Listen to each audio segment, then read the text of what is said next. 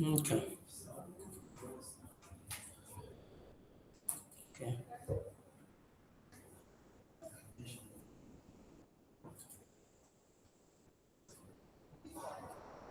Okay, I'm trying to come here to the end.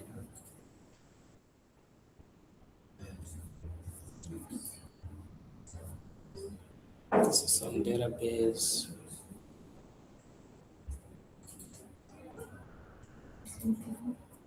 This is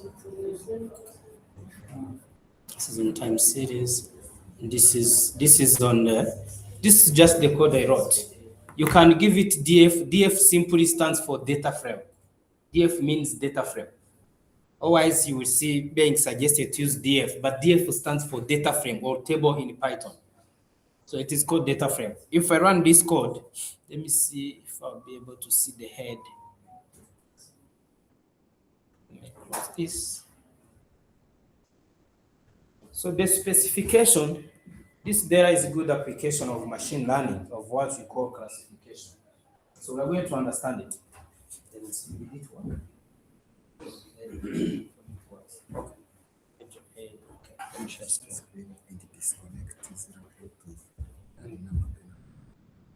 That is not by default.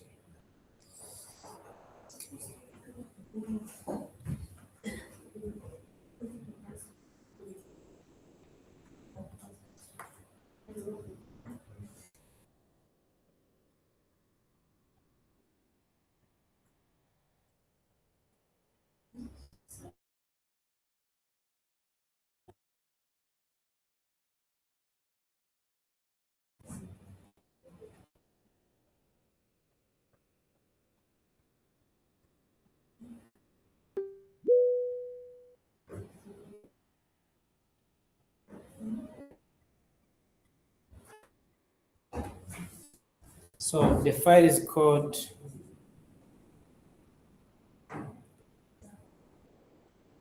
healthcare patient record, no S.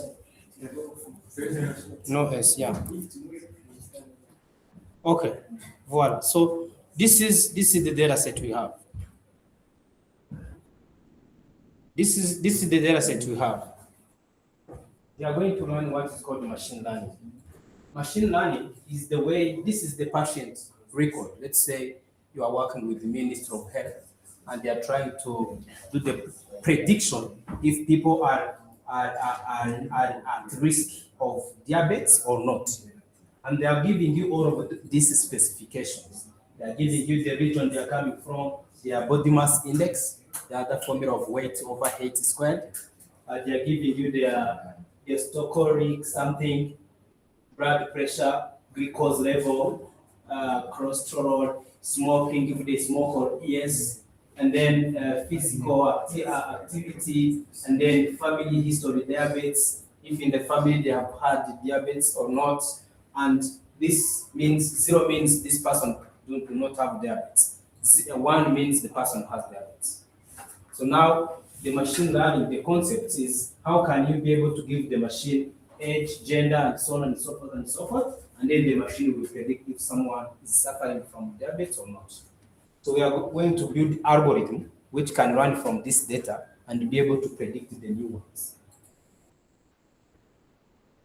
So machine learning itself, it has 2 components. Normally we have 2 components in machine learning. If we have read about machine learning,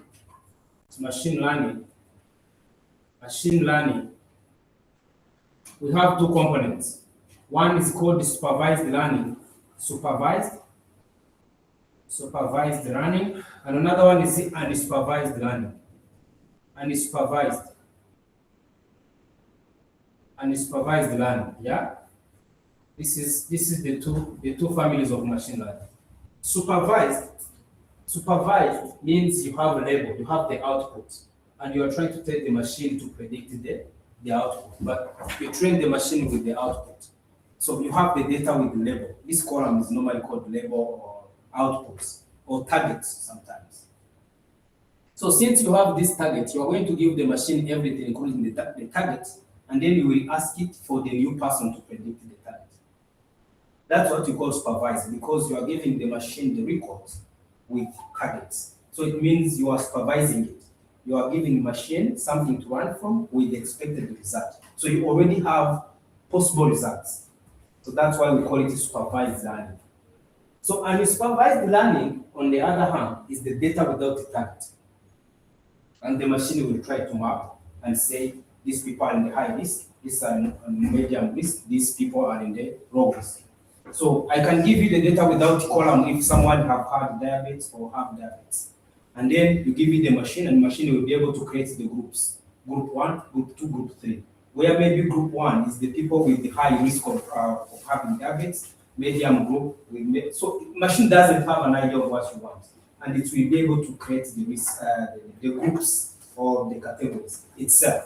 Because you did not give it the expected target, that's why we call it unsupervised learning. So what you are going to do here, it is supervised, because you already have the labels. You have the labels of targets. Yeah, that's why it is called supervised. So inside the supervised, which is the one I'm going to focus on, we have two options. Inside supervised, you have two options. One is called the classification. Another one is called the regression. Who can tell me the difference between classification and regression?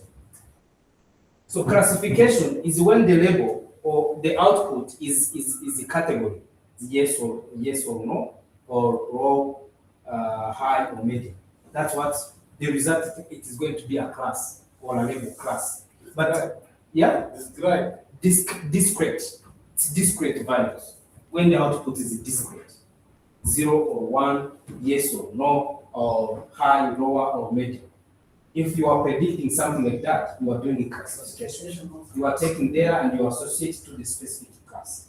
But it might happen and you are predicting a number, value, continuous. That's when you do regression. So regression is when this value is not class 0 and 1 or yes or no, but maybe 5, 10, 6, 6.5, and so on. For example, I can give you the model with a lot of information, and I'm asking you to predict the blood pressure of individuals.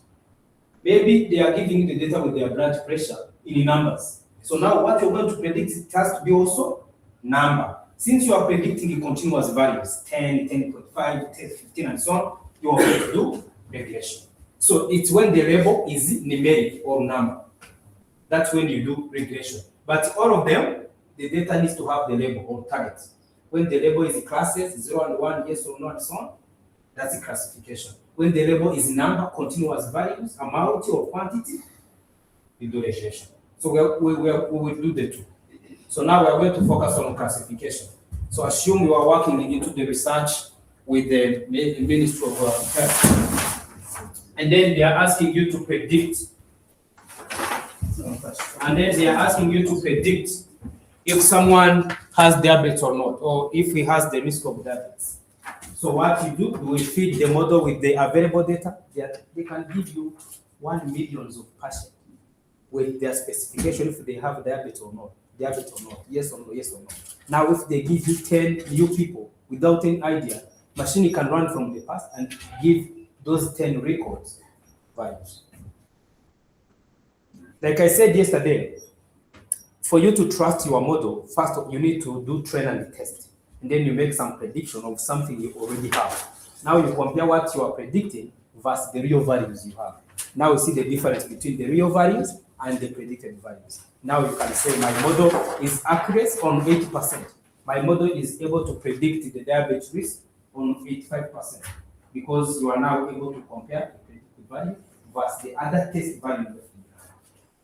So that's what we're going to do. Do we understand the concept of machine learning?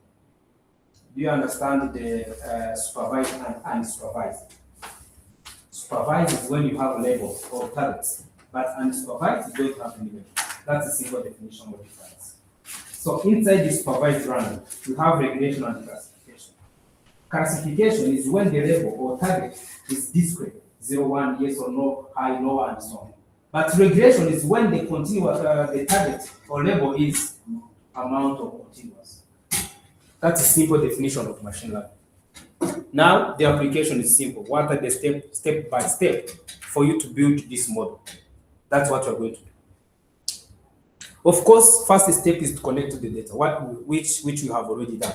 So you have your data, which is here, and now we are going to do step by step until you get the model which can predict if someone has diabetes or not.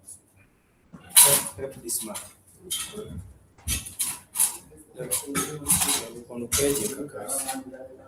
Huh? So now we're trying to see these values. So first and foremost, every time you have data like this, you have to test if you have missing values or duplicate values, because in the classification or regression or any analysis, those values of missing values or duplicate record will cause problems in your analysis.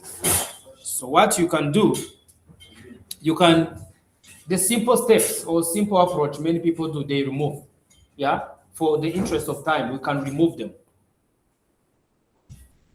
So you have to start with the data exploratory data analysis. Exploratory data analysis is to it helps you to know the specification of your data. You might have a column with the missing values and you can't use it for machine learning or duplicate record. It's not good to use duplicate record for the future analysis. So you need always to learn from your data and see if you have duplicate value, missing values, and so on. If there are, maybe you can replace using so many approaches we have studied, or you can even simply drop them. If you have enough data, sometimes you can. If the missing values doesn't even go above 5% of your record, you can simply drop. Yeah. So now let's do exploratory data analysis to know the specification of our data or the characteristics. Exploratory data analysis. Exploratory data analysis, it helps you to know how the statistical property of your data. Yeah. Let me just do like this.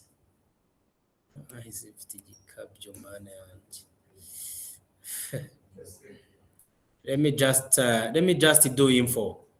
Exploratory data analysis. Let me just do info to see if I have some missing values in my data set. Let me say df. Df is my data frame dot info. Let me do dot info. So this command will give me if I have missing values in my data or not. Do we have any missing value in our data? Huh? Slowly. It's data frame.info. So after reading this data, and you'll be able to see the head. Now here I just say exploratory data analysis, and I say the df.info.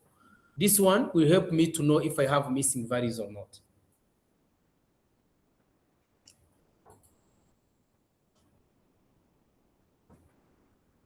So it helps me to know if there are columns with missing values or not. BMI, body mass index. As you can see, if you run that code, the body mass index has some missing values. How many missing values do you have there? 60. Thank you so much, head of delegate. How about cholesterol? Also, it has some missing values. So you see, so since whenever I have missing values are numeric or continuous, we can say, please go and replace missing value from body mass index with mean or median, or go also replace missing value in cholesterol with mean or median. It's always some approaches you can use to clean. Do you see that you have missing values in our data? Three columns. 3 columns. One for body mass index. No. City. City? Yeah. We don't have. Do we have a region? Which data set are you reading? Yeah. Are you reading healthcare?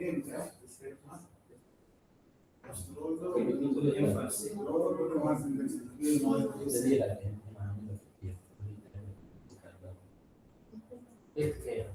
You renamed? You changed the name?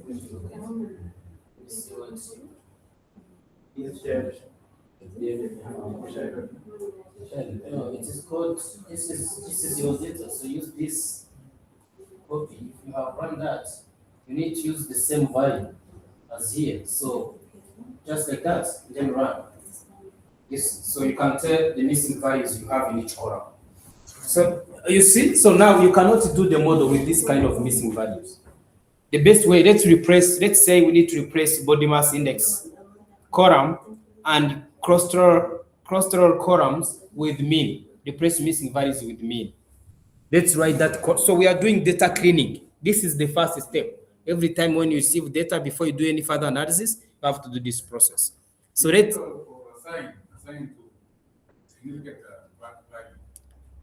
or like which one? Body mass index. Body mass index? Assign, Mm. assign fixed value. Mm.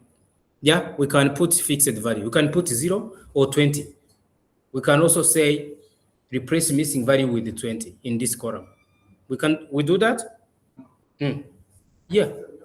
Yeah, it's possible. Let's maybe use 20. Let's use 20. Let's say replace missing value. Replace missing value. Replace missing value.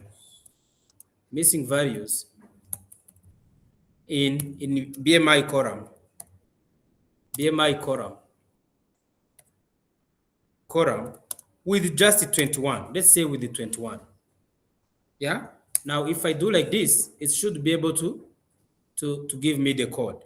I'll have df BMI like this. Now my df BMI. I need to initialize these variables. BMI df BMI equal to this. Be careful. Field any press is not needed. So this code will go into the column called the body mass index, and whatever it sees missing value, it will replace it with the 21. Very simple. Just look here. You write your sentence, replace missing value in the BMI column with the 21. Now it writes the code. So it means now this column is going to be clean with no missing values.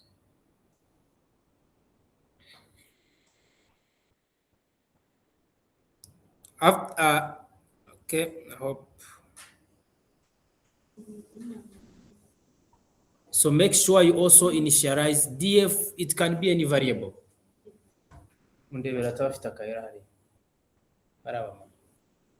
Any variable, you just replace this BMI column with 21. Feed any A with the 21. Is it working? Working? Very good. So you are feeding missing value of NA values from body mass index with 21, constant value.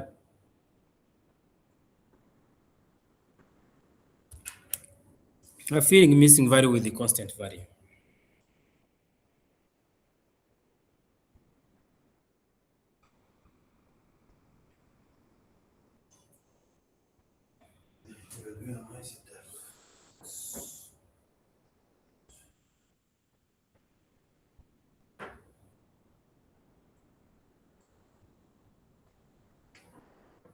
Okay, we continue.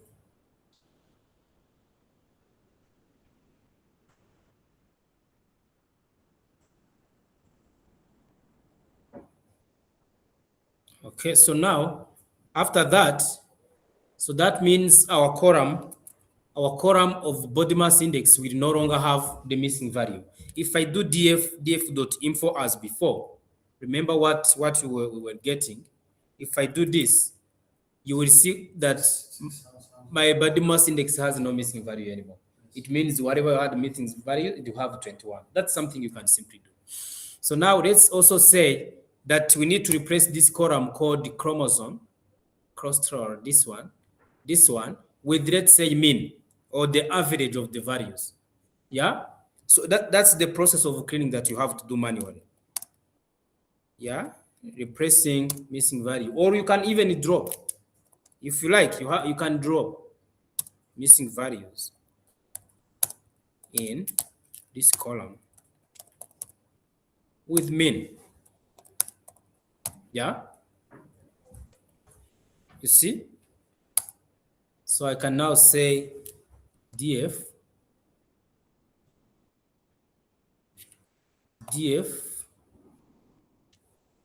dot this dot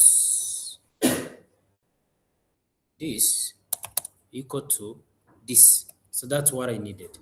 I don't need a lot of things. This is enough. So this is enough. You see? So now this code also will go and compute the missing values within this column called cholesterol and take the mean of it and replace whatever have missing values. So after that, our data will be clean and we will not have any missing value anymore. So from there now we can start doing some machine learning models. So this step is called data preparation. You can call it data preparation. Need to do data preparation. Now we go ahead and do what we call scaling or data standardization and one hot encoding. Is it working? Okay, thanks. After that,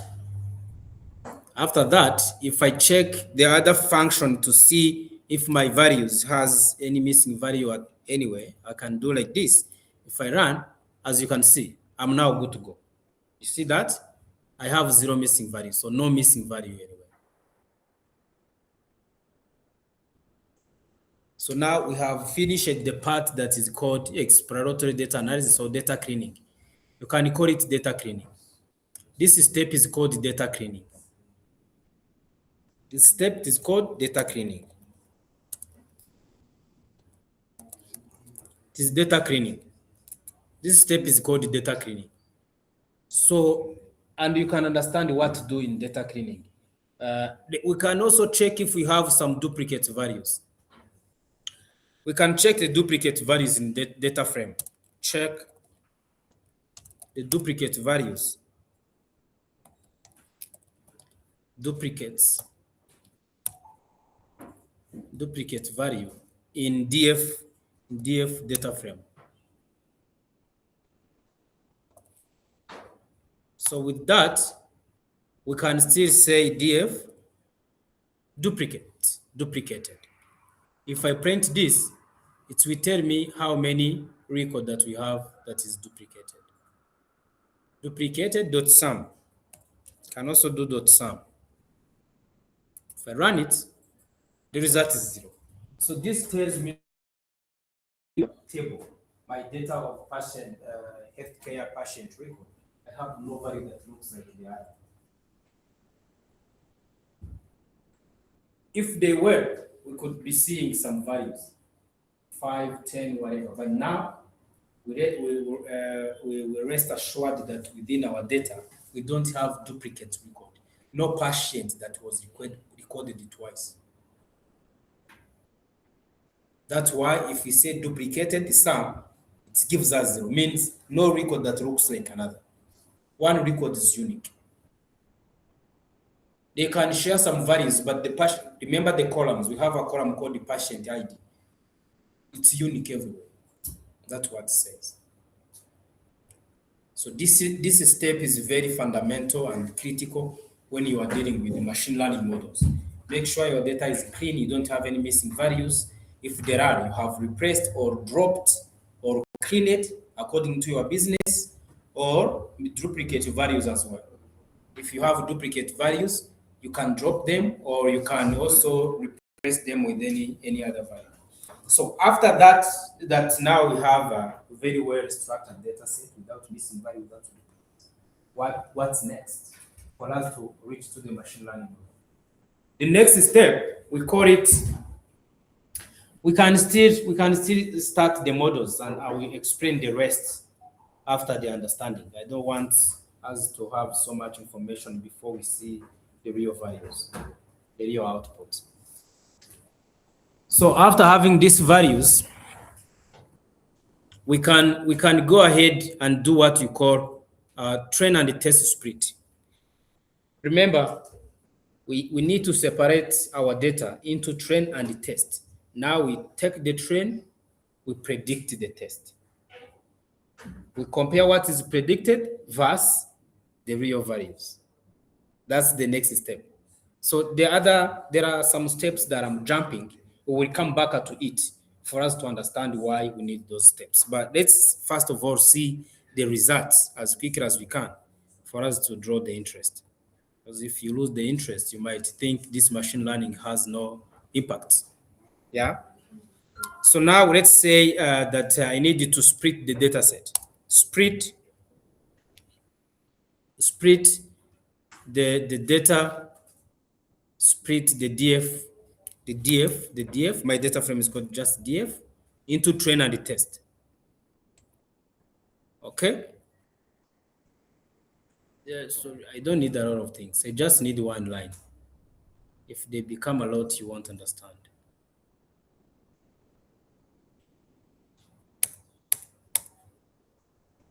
Let me just treat the rest.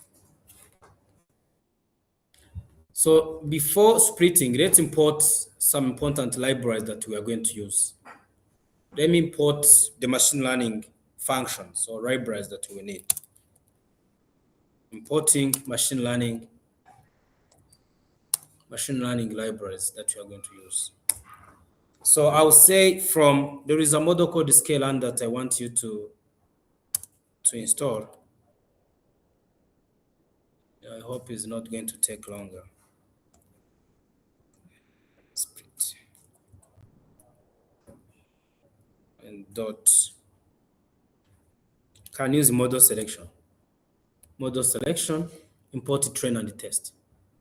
Yeah, it's import everything. Now I will explain what it does. I don't need regression. I need assemble. I need to use random forest. Let's start with the complicated model. Assemble. Random forest. What else? Let me do the matrix. From scale and matrix, accuracy, confusion matrix. Matrix. Yeah. Let me just stop there. Confusion matrix will be enough. Okay. Okay.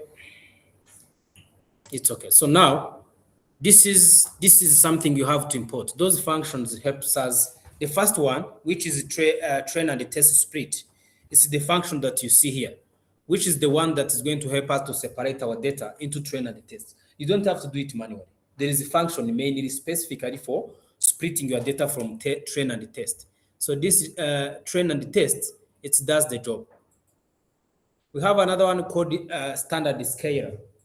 Standard scaler, we have learned this last time on the first, if not the second day, of changing your data to be in the same range. The same way you can use the logarithmic function, you can use the standard scaler to shrink your data from one variance to smaller variance. But we will see that after having our model. So random forest classifier, there is also random forest regressor. So random forest classifier, it simply means we are going to do classification. There are so many models, more than 1,000, 100, let's say. But for this particular purpose, because we are going to analyze our data set, we can simply have this as values. Train and test split. Okay. So let me know if this function works. Let me split X and Y. Separate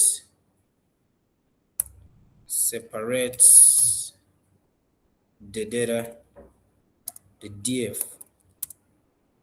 DF into X and Y, where Y is the target, where Y is, what's the name of my last column? Diabetes risk. This is my target, or Y is the column of interest.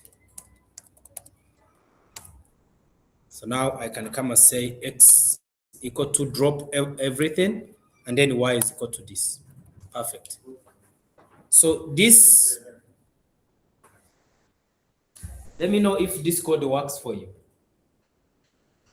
You run, just have the set of that code and run it. If it doesn't, you have to pipe it. Yes.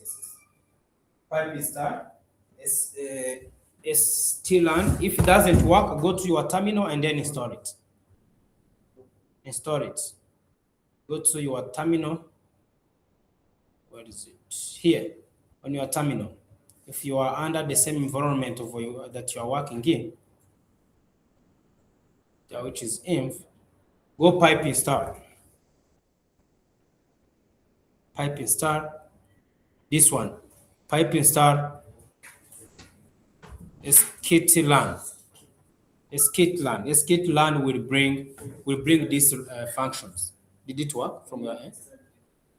Still working? Still installing? Give it some time.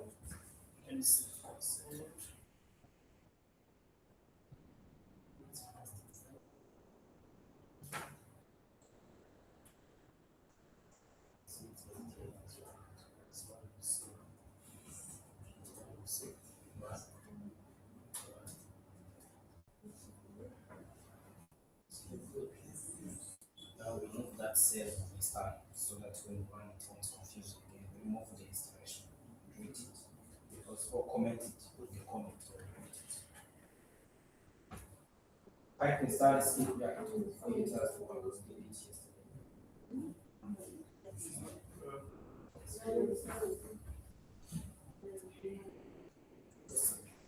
Skitty land. Skitty hyphen land. What?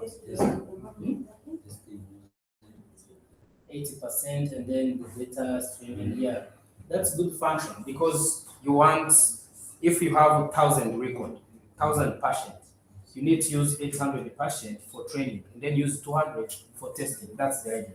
So you need to tell the machine. It is always recommended to give it a few data for testing and a lot of data for training because you need it to understand the pattern, the insights between or the behavior between the patient and their characteristics and their diabetes risk. So you can't give the training 200 and then you give the test of 800. It's always good to give a lot of data. Help her to run it on the command. It has to work. Did it work? Did it work? For it to work. I did it yesterday. It is working.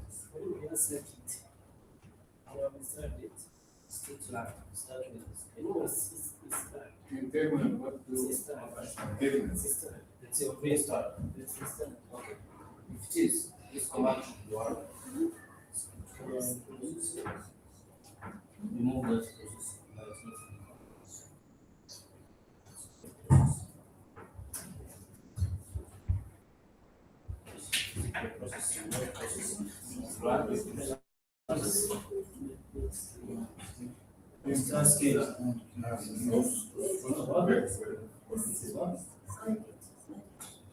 Okay, it works. Yeah, it is working.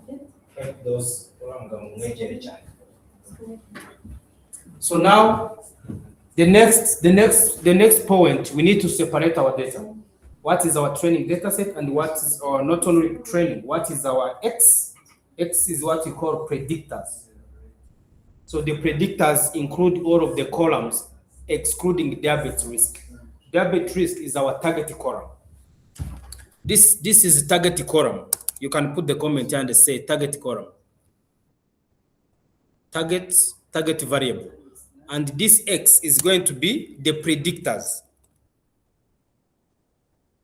So all of those columns we have, including age, gender, region, body mass index, and so on and so forth, they are the predictors.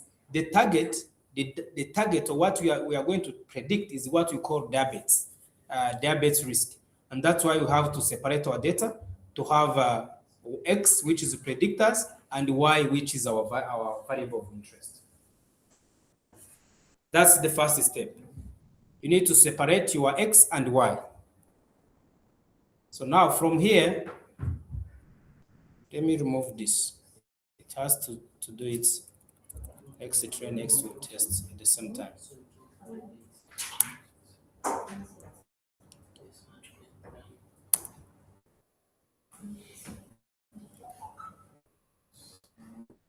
Okay, so this is the code that I want the machine to create. So this code using 8% with, or you with, let me just say, with the 20% as of the data as test. This is what it has done for me. This model, this function called the train and the test spread, this code is going to create four different data, four different table. One for X train, X test, Y train, Y test. Let me draw it. Let me draw it on the board for you to see what it means.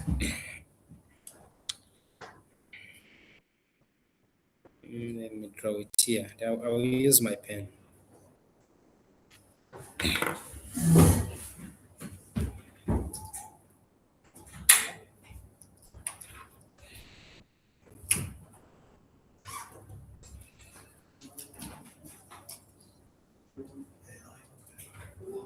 So you are now developing an AI machine, an AI model. This is a component of AI. You are coding an AI. Let's see if we are on the same page. Are we here all? Have read the libraries, split the data from X and Y, and now we have X train, X test, and the Y train, Y test. We have this. If you have this command,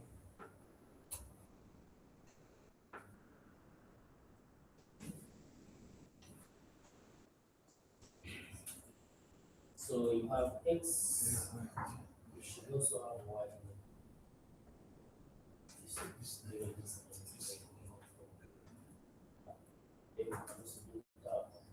Then now it is suggesting you that you can see this one.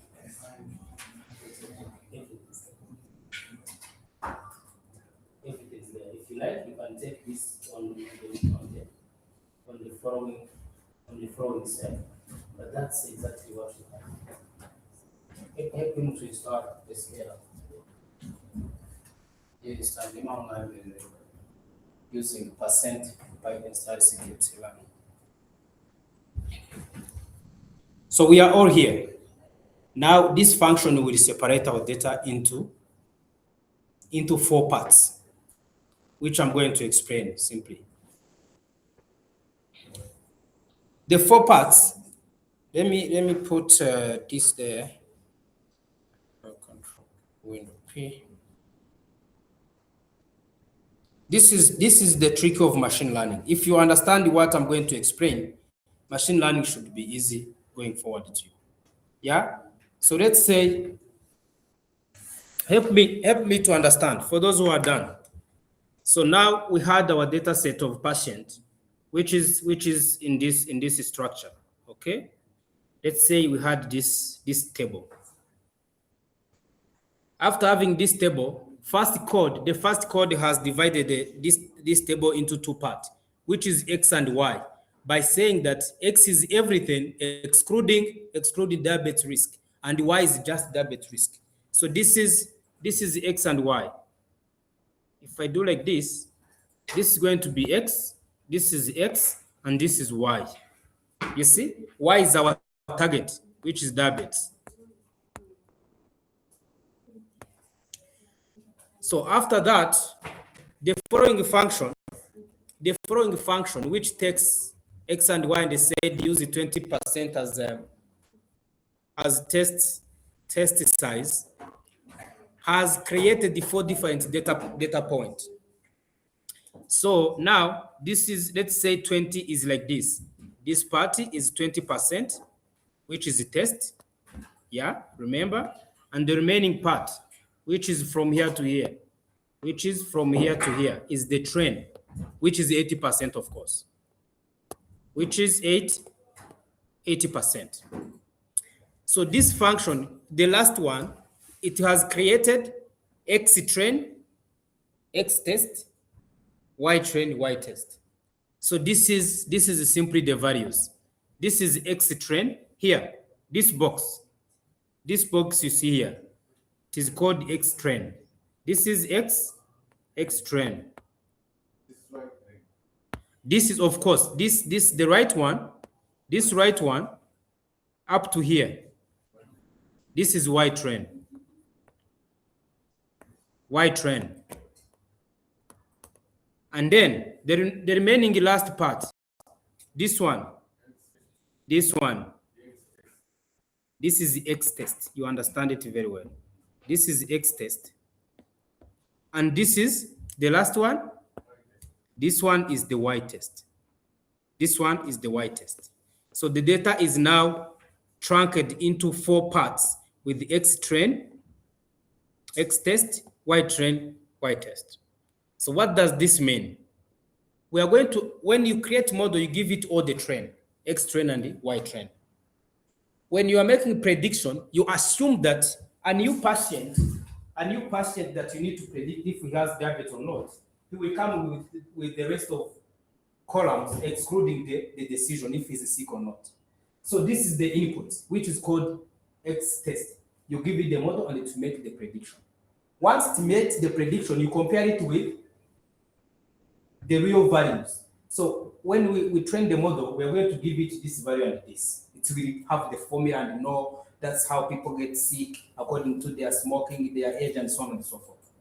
Now we assume that they are giving us 200 patients with those specifications, and we take the machine, please predict if they are sick or not. It will give us the values. Now we take the values it's giving us and we compare it with, which is Y test. So Y test is the real values that we have. We will have to compare with the predicted values. This will help us create the model. We will use this to take the model, please make the prediction. After making the prediction, we take what it is predicting, compare with the real values that it had. You see, now we see the difference between our model prediction and the real values that we have on the remaining 20% record. So that's what the code does of splitting train and test. So now let's continue. Let's continue. So you run your code and now you will have these functions. So now, if we are on the same page, we can now standardize or develop the random forest model. So develop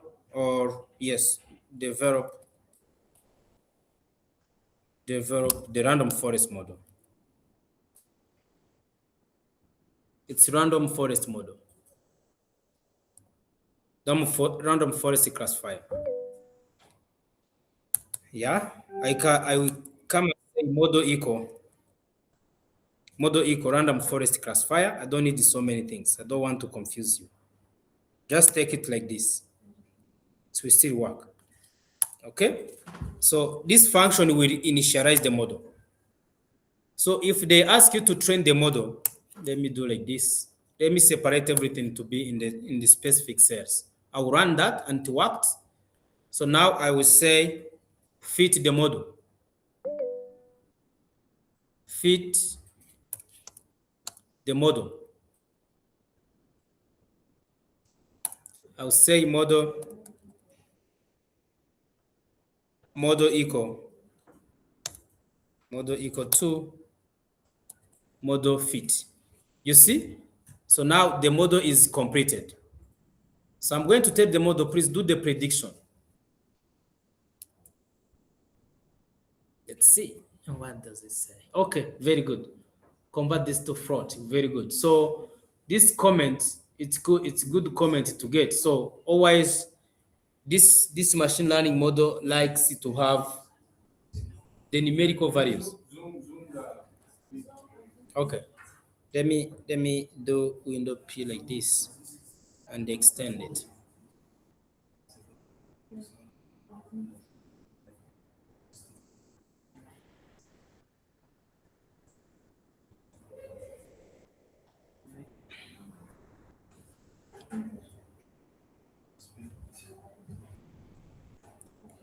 So now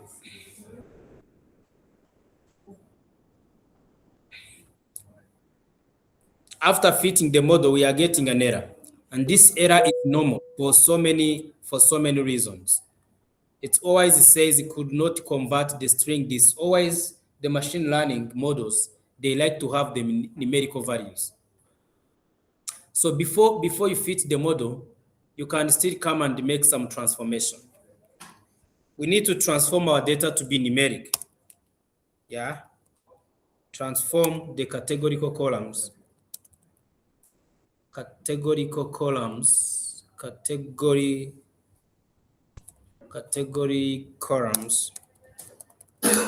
to numerical columns. So this before you do fit the model, our values needs to have our columns needs to be numeric. So we need to have the numerical columns. So having the numerical columns simply mean you need to take. Let me just do here. I'll do df dot columns dot head. Let me just head, and I put just a 2. So this command simply mean you cannot give the model those columns that are not numeric. So you need to convert those columns to be number. How to do that? That function will help us. I can still say the columns, sorry, and then mention them. The model will help me to do so. We could have done this before the split. We could even have done this before the split, but it's okay. Let's do it here. On our X train, this will require us to do it twice, but let's do it on top before the split. I need to do this on top of a split, before the split. Let's go where we have split X and Y and do this process. It's really, really important. Here on X and Y, before you split the X and Y, we need to make our DF to be numeric, the columns to be numeric. Make the categorical columns to be numeric.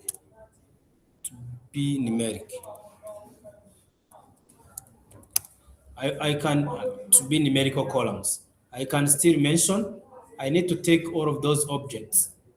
Something like gender and region.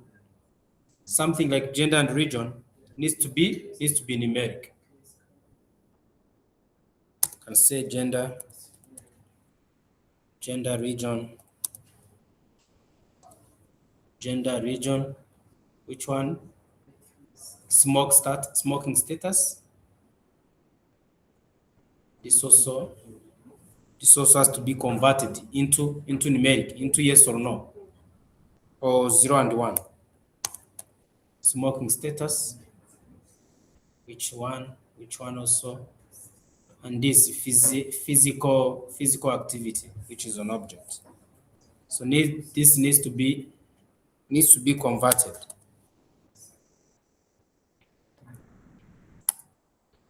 Yeah. So now pandas is already there. I can say df gender and this as a category. So this column will do it for me. Let me see. Gender as category, gender cat value. I don't know if this is going to work, but anyways, status category never current former. So this code will transform our data set. We transform our data set from category to numeric. I can also send it on the air for share if you want. I can also say drop the patient ID, because this first column of patient ID doesn't make any sense for the modeling. I can also say drop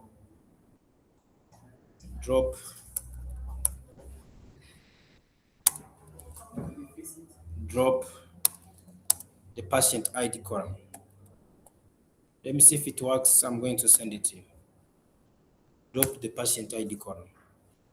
Yeah, done. So now we can come and let me run this code and see if it works. It has no setup. categories, property categories. It has to be as type categories.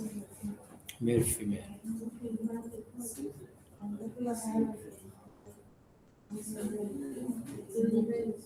female.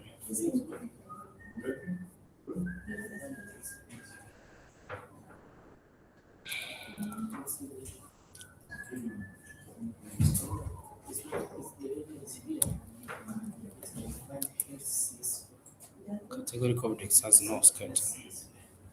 Let me see why. Can also use even dummies. Using get dummies. Let me use get dummies. Get dummies.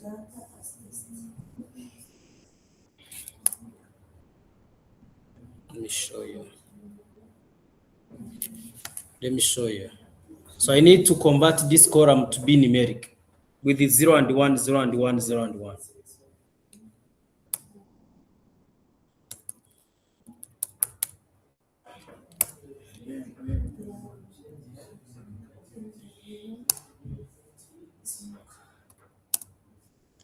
Data frame df get dummies. To still understanding the last component, need to use get dummies. df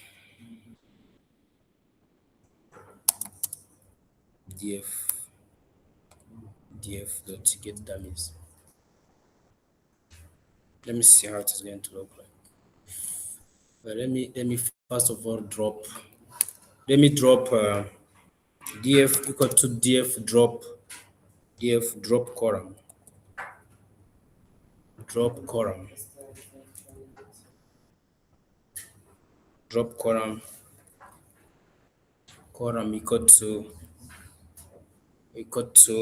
patient ID. I need the patient ID to be dropped, and then I say get dummies.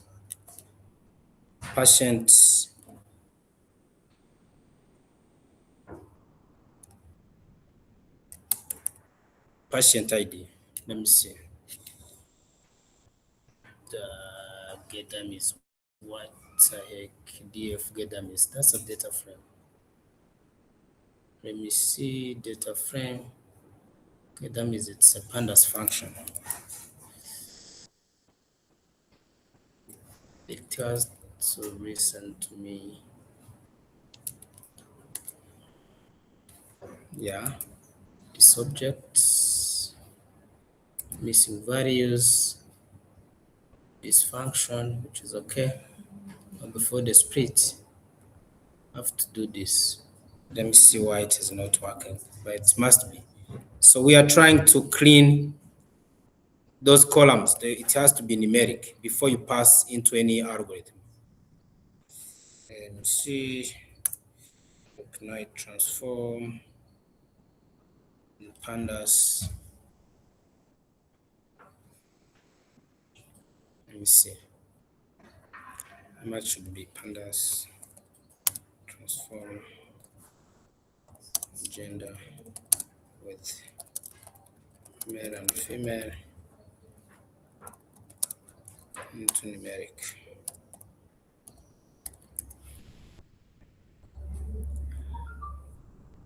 Drop columns, get dummies, and head objects. With this work already. Convert the categorical columns into that. Let's see. Let me see this, because this should normally work. So, okay. Yeah, it worked. So now this function, it's to it's PD get dummy, and then you give the value and the column and the integers. So this is the transformation we wanted. Now our data, let me send you this code. After the df, before we do the split from x and y, let me put it on here for share. Our data has to be numeric. The machine will always need to have the numerical columns. That's the last step. Then our model should be in action now. Let me give you this simple code. You see what it does is it converts the values of family status with 0 and 1 diabetes risk should be done, gender male and female, smoking, diabetes risk is already numeric, so it won't touch it. It's okay. That's the data frame. So now this code will help us to have the values with the numerical values. So we don't have to give the model the categorical column, categorical values. I have put the code in the air for share. Can you go to air for share and be able to see the code? But what it does, as you can see, it's called dummy, get dummy in pandas. For example, where we have family histories, there was 0 and 1, that's one touch. But gender, instead of having gender with the values of male and female, you have gender with the male, the zero values now is 0 and 1, 0 and 1. You have the column of gender female, 0 and 1, 0 and 1, 0 and 1. And the regions as well.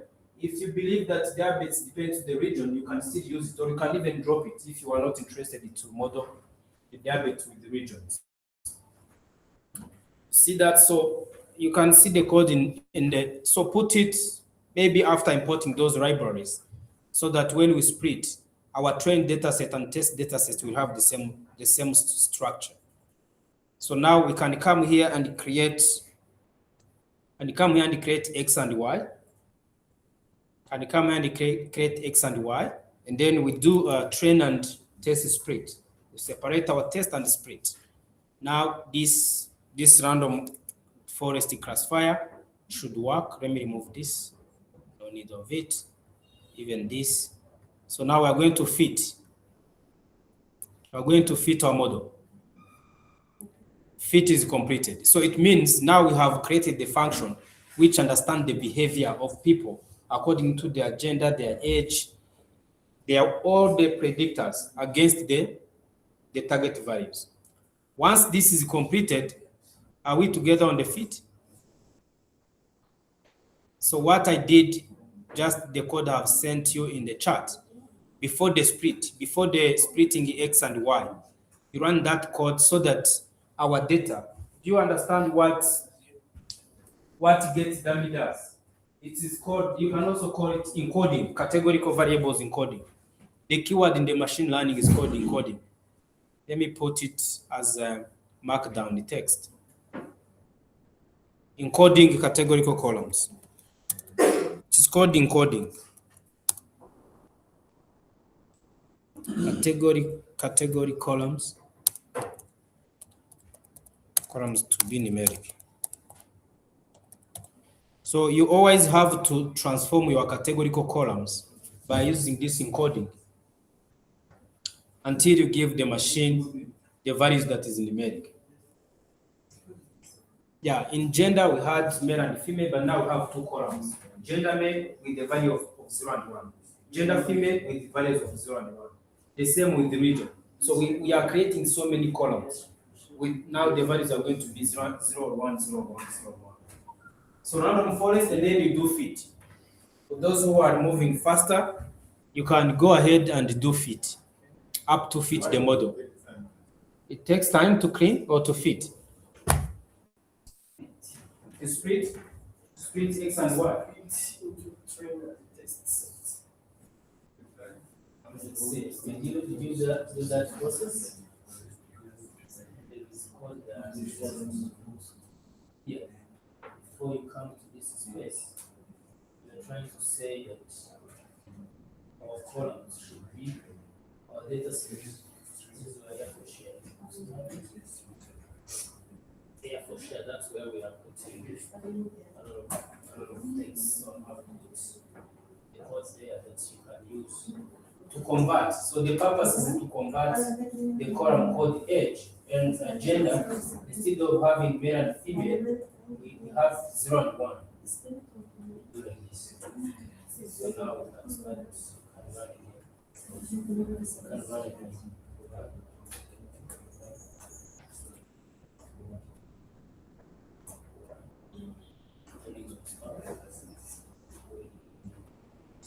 Start with the comment.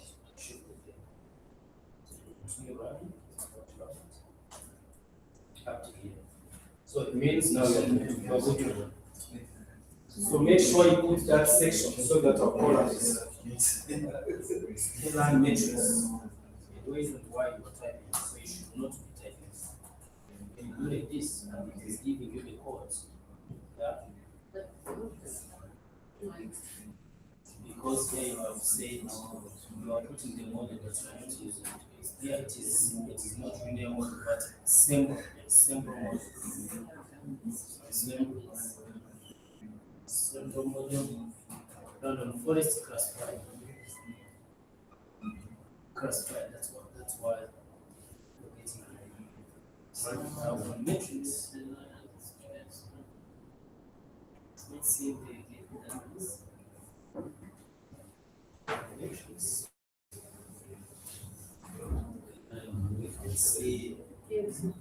Let's see confusion matrix. Confusion matrix.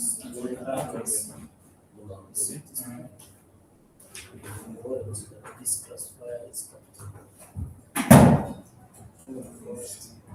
classified. Same language. What's the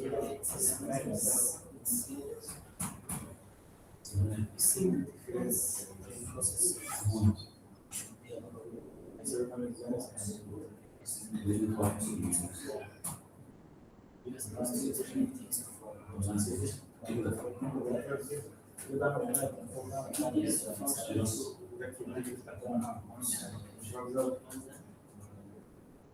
ولا كان يستقصد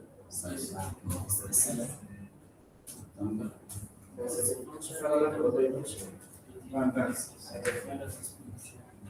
for what you mean for is Matrix. Matrix. And you can put the other model which is accuracy, amazing accuracy. what it is. So let's now continue. The model x-train xy, so you need to make sure that you see what you're using. This y, this column, the code I've sent you, I've wrote the column called patient ID. Patient ID. So if you have done it there, then your x and y needs to be able to reach that. So you see, your x-train has a patient. So it is on x and y. What is x and y? Because it's where did you split x and y? So you see, this has to come after the cleaning. This has to come after here. So you are doing this. This has to come after. Yeah, that's the only point. Let me show you here. Look at this. So now do this.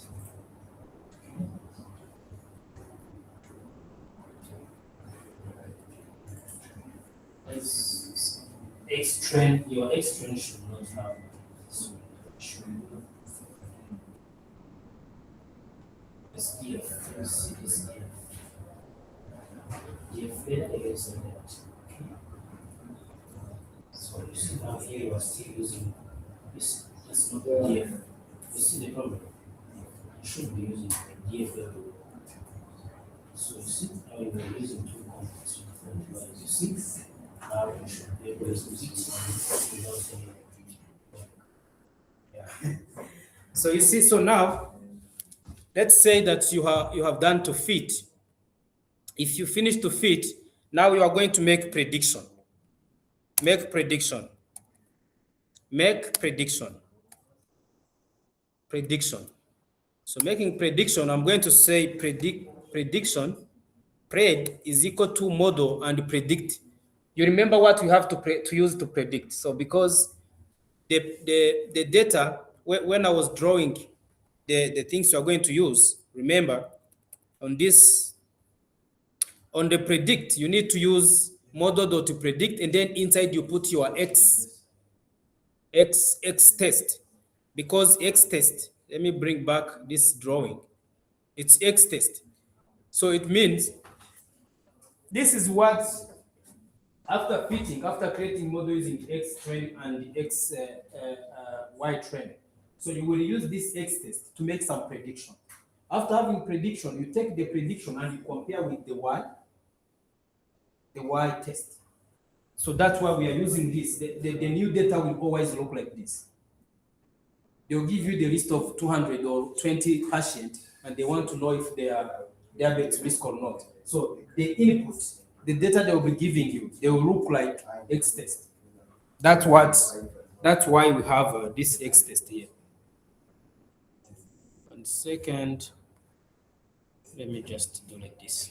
You see? So that's why I need to predict the X test. Now I have a value called the pred. So this value called the pred is going to be the prediction, which is 0 and 1, 0 and 1, 0 and 1. And we have the real values of Y test. So we're going to compare. You can also check your pred and see how it looks like. This is the prediction. So they are 120, 1,200. The first guy was 0, the following guy was 1, the 1.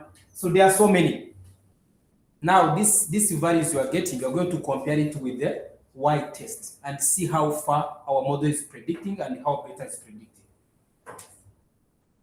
So this is the prediction from the X test. It is predicting the X test.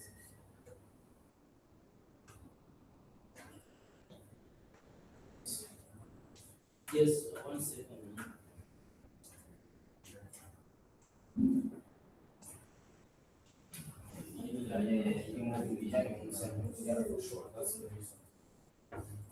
The fit is not working because the X train is not defined. Why did it define this code? The answer is yes. Let me now check. This data is running this data correctly. What you were showing is yeah. So now you will see this question. You ever analyze the split with the split.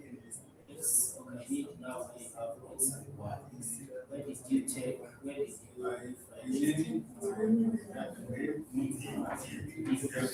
so if you name now you can say just here then here you can use here there.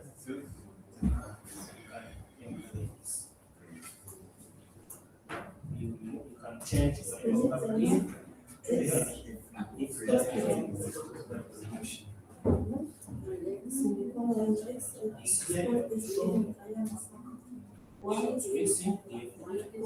now the value is there. So now I need to separate X and Y.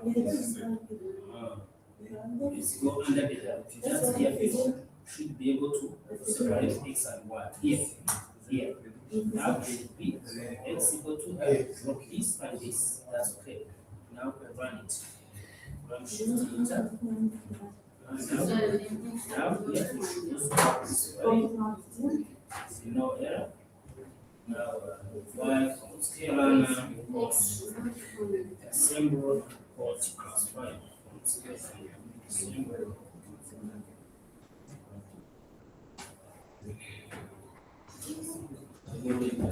Is plus 5. So now the model is equal to X train. We're using capital letter. So everywhere you are using small letter on X, but here you're using capital letter. That's the problem. You want to confuse me. But now it is working. So you will follow along. So you see, after doing the fit, you will simply do the predict. So now we are going to use, that's why we have called the function called confusion matrix and the accuracy. So let's now use the confusion matrix and see all accuracy of our model. We're going to, yes, you have a question?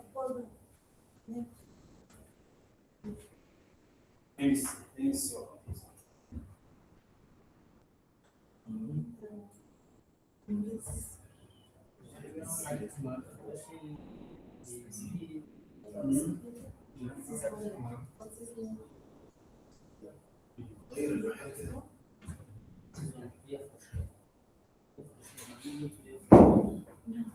my test.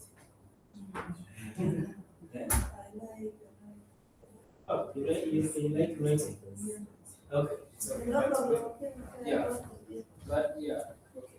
Let me show the screen.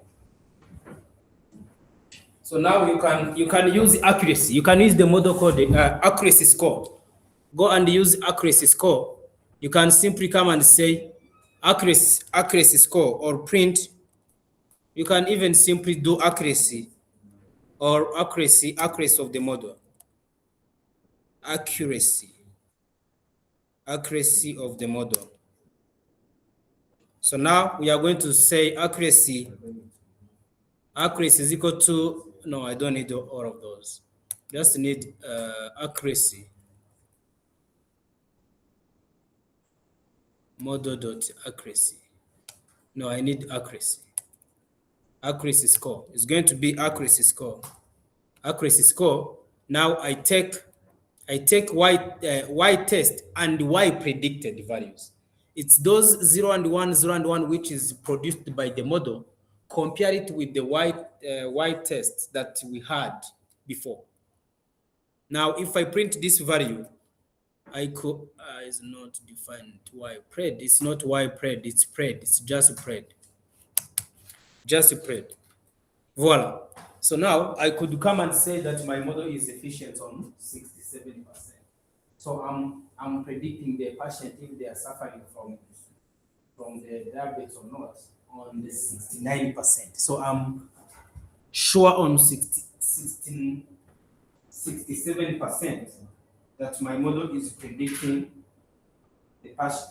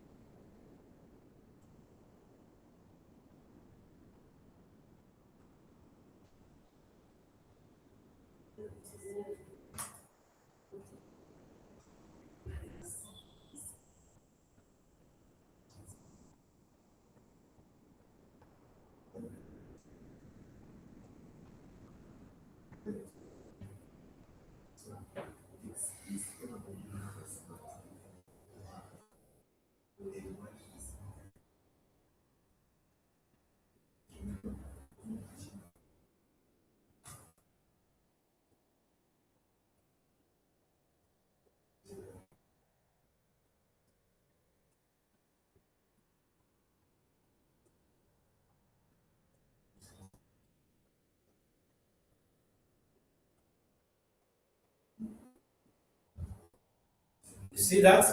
Did you see the accuracy? Did you see the accuracy of your model? Now we are going to see how this accuracy gets computed. So that's how you can say that I have the model that can make the prediction. If someone is diabetes, the risk is at diabetes risk with 67%. This is a high percentage. This is a high percentage.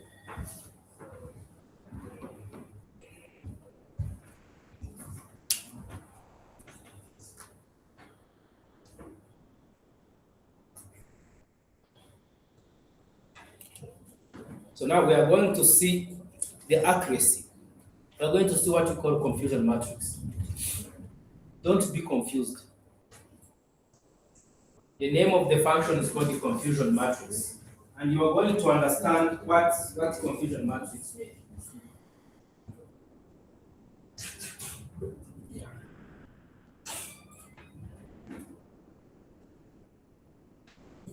Y prime, yes. It's run.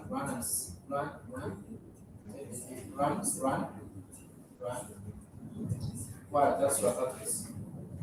That's your accuracy. Very good. So now let's see how this accuracy gets computed. We're going to learn how to compute this accuracy. You can do it using confusion matrix. Are we on the same page with accuracy? Yes. How about this big man? Are we on the same page?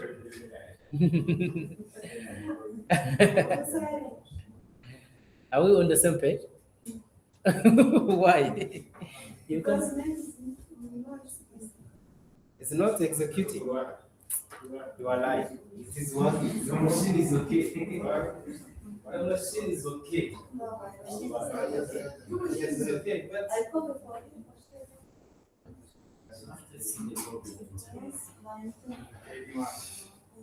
see how we write it. It's really short. Yes.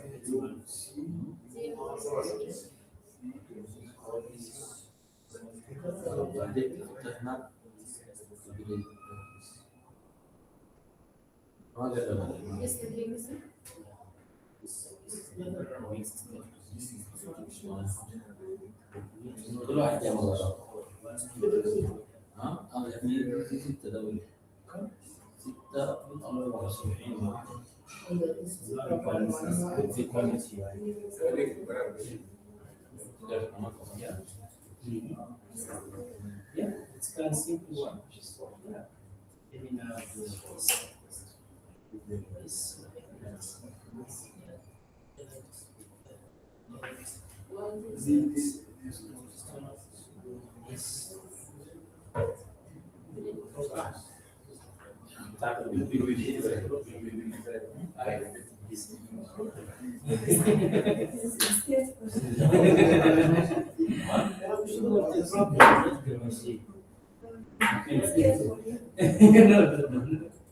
So now we're going to have to run this again.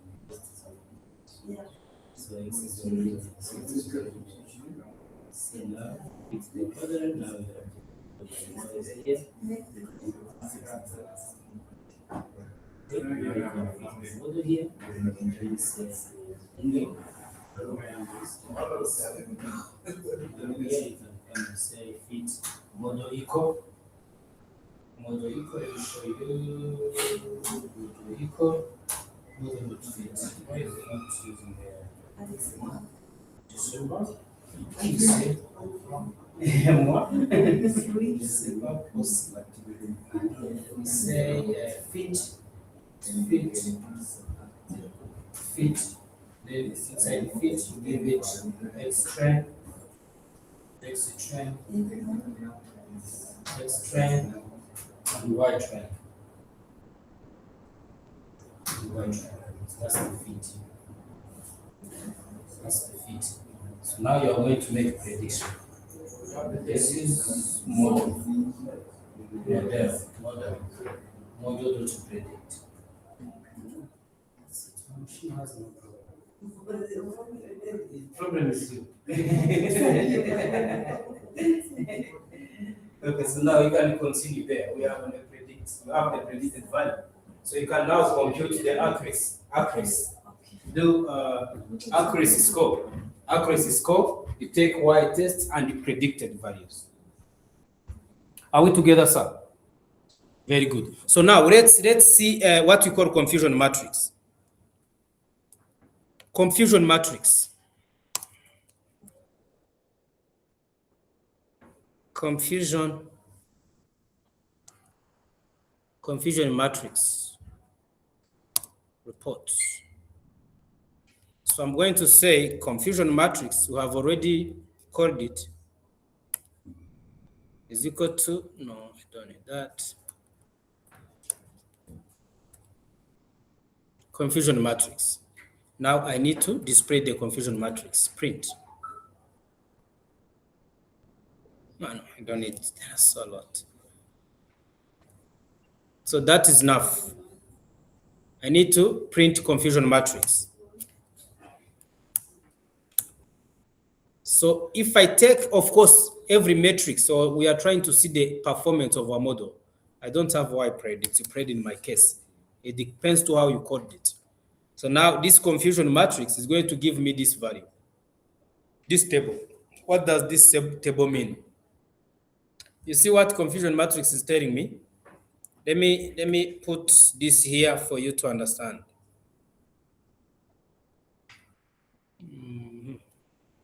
Control U, don't save. So write that, try to do the confusion matrix, and then we will explain it together.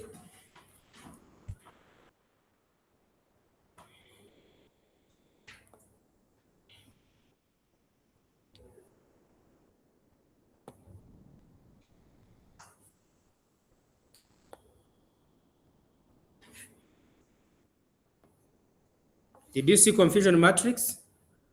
I have 784. You have 41. Here we have 346. And here we have 29.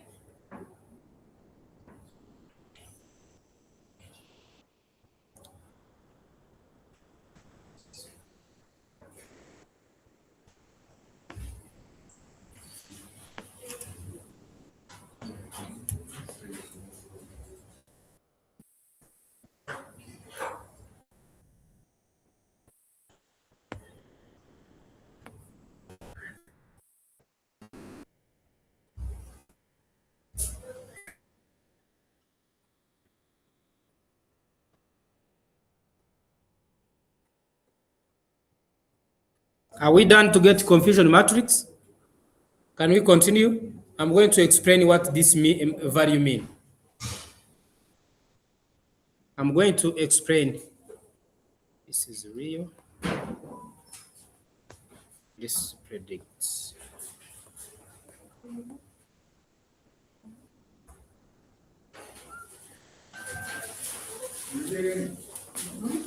Yeah, this is October.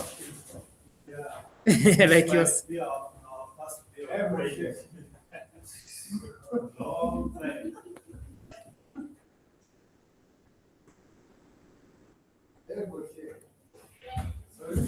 Yeah. The climate is doing some airport share of rain. So are we done to have confusion matrix? Yeah. You have it. So let me explain what it means. So normally, simply that's how the matrix is constructed. So I tried it to draw it there. Yeah. So let's assume that we had real values. This is 0. 0 means someone did not have diabetes. 1 means he had diabetes. 0 means he did not have diabetes. 1 means no diabetes.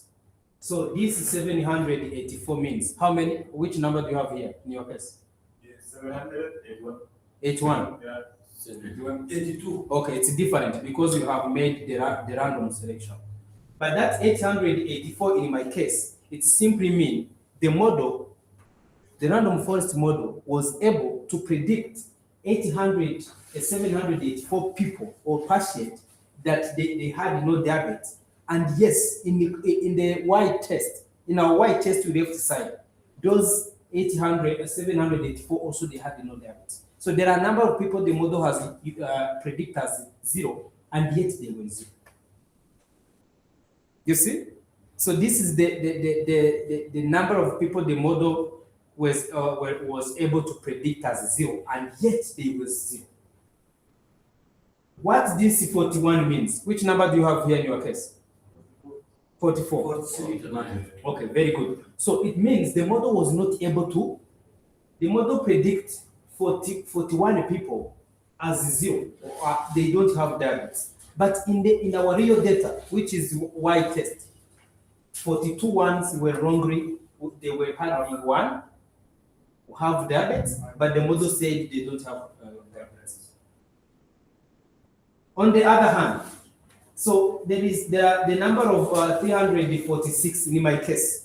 The model said they have diabetes, but in our real data, which is Y test, those guys they don't have diabetes.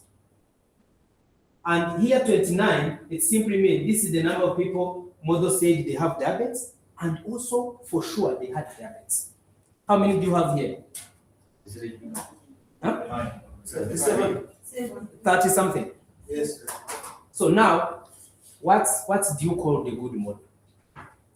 The model that has the high value in diagonal, that's the best model. Because that means the values that were predicted as 0 and if they were 0, the model that were predicted they have diabetes and they also have diabetes. This value, it's wrongly classified. This value, that's the model said they have diabetes, but in the real, they don't have it.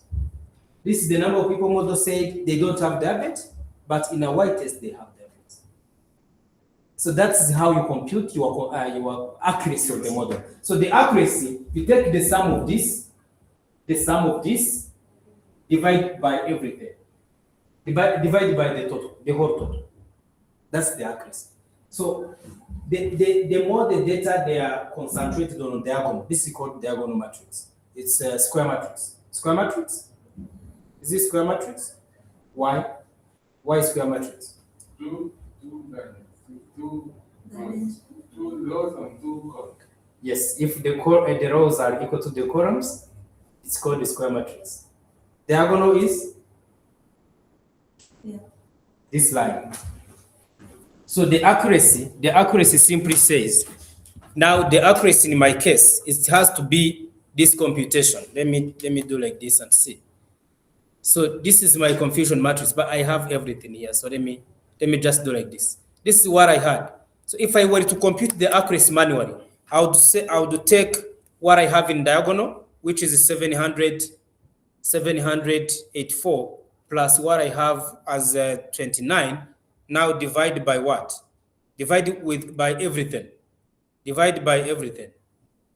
Yeah, 784 plus, yeah, 84 plus 29 plus 346 plus 41 in my case. I'm just using my case. So if I run this code, I should put parentheses somewhere. It's for me it's 41, yes. Thanks. This is the accuracy, which is exactly the same as what we have on top. You see the accuracy? You see the accuracy, which is exactly the one I have before. So you take what you have in a diagonal, divide by everything. So it's the same as asking how many values that the model was able to predict in the class they belong to.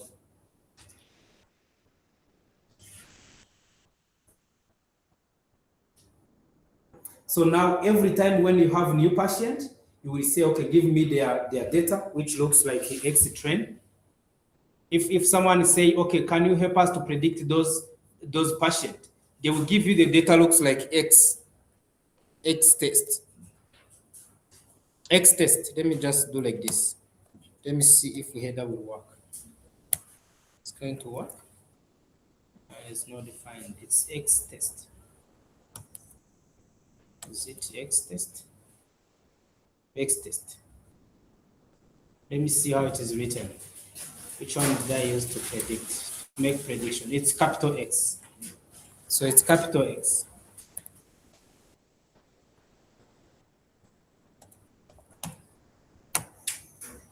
Dot head.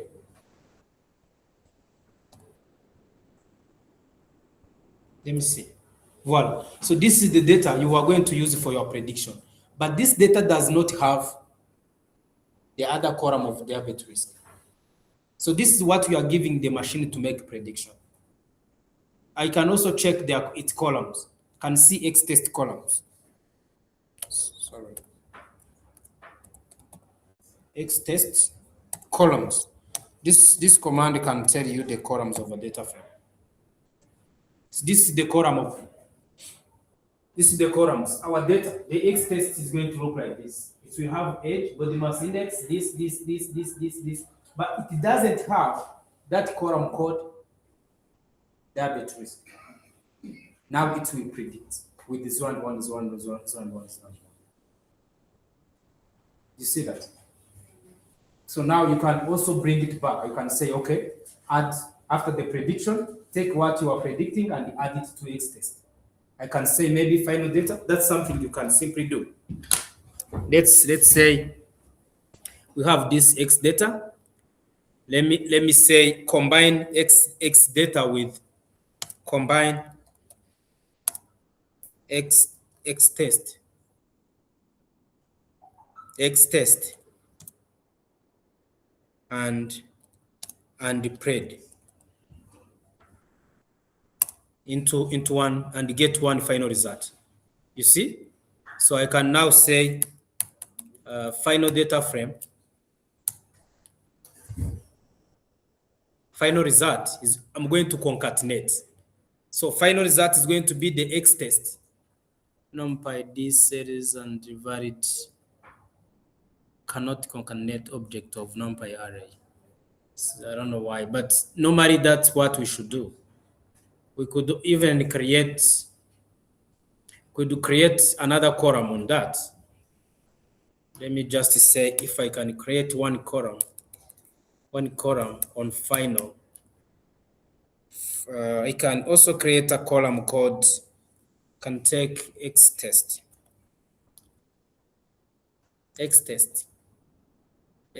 and this. I don't need to use concatenate. So there are so many things, so many ways you can do it. Let me maybe call it label, which is the result. Is going to be equal to that. Let me see if it's going to work. Yeah, this one seems like it's working. You see, now this one is working. So now I can say I can show the head of this X. So I have added something on X test. So that column, that value we created called pred is now added on X test. You see? So if I run like this, so we have everything, including if someone has diabetes or not. You see label? You see label here at the end. You see, we have a column called label. It means this first person, he has no diabetes. The second guy has diabetes. The third, the fourth, no diabetes, and so on and so forth. And yet they are giving me the data without diabetes, without the specification if someone is suffering or not. So you can simply link your X label, your X test, and you add a column called maybe target or result. And then you are going to have the same table with what? With the column of predicted values. Now you can say, okay, from the list of people you have sent me, take back at the file with 0 and 1, 0 and 1, 0 and 1. Where 0 means this person no diabetes, 1 means this person is most likely to have diabetes. See machine learning. Head of delegates. You see the machine learning. You see a lot of application of it. Did you understand the confusion about it? Yes. Thank you. I trust you. If you say yes, that means you understood it. Yeah, you see, so now you have the data plus the label, which means initially they give you all the patient specification, and now you are able to tell the first one has done it, the second doesn't, the third doesn't, and so on and so forth. Because the machine has gone from X train and Y train, thousands of patients. Now it is able to tell new ones. Interesting. Excellent. Yeah, this is really something interesting that you need to understand that it is possible. If you see people are making the recommendation systems or classifying emails, that's when someone sends an email, you can find it in junk folder or in spam folder or whatever, because the machine is behind the scene and they classify and say maybe there are links, hackers links, and then the email will be easily classified. That's classification problem. It's classification. How to increase accuracy? Increase accuracy. How to increase the accuracy? Yeah. That's a very good question. Let's take a short break of 15 minutes, and then we'll see how we can increase the accuracy of the machine. I wanted you to first of all understand what you are doing. Yeah. Now we can play around with some steps that I jumped. I jumped some steps. That's, I think Data, Yes. number of people, 6,000. Mm. What, 2 million. It's even better when you have thousands, millions, and billions of people. The more the data, the better the model. That's what they normally say in machine learning. The more the data, the better the model. Because the machine will have a lot of information to run from. You make prediction. Yeah. Just have prayed, you know why? So this is just something that I want us to do. From scalar, dot matrix, import the core score and precision score.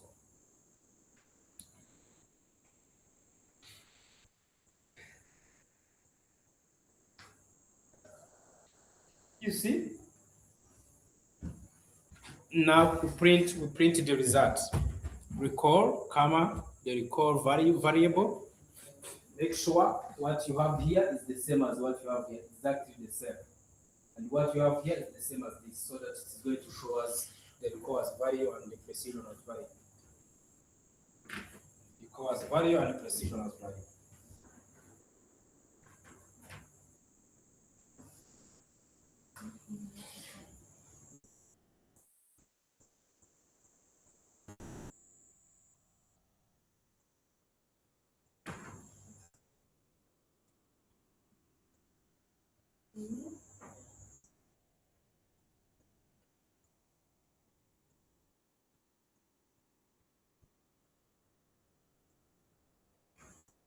You see precision and recall. Now I can run my code and see their values. What recall? Y true. Okay, it's Y predicts. It's Y test. It's Y test. It's Y test instead. Don't the variables. This AI is not serious. It should know my variables. That's it.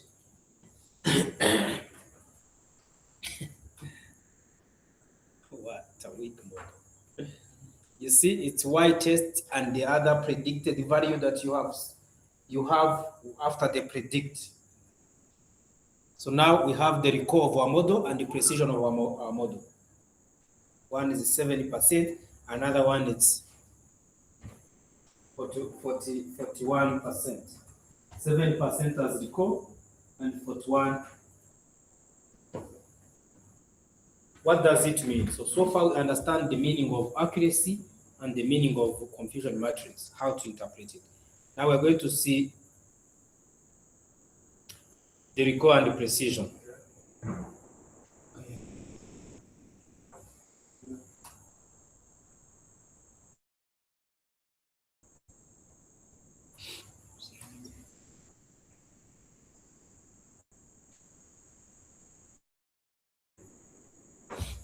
Let me see.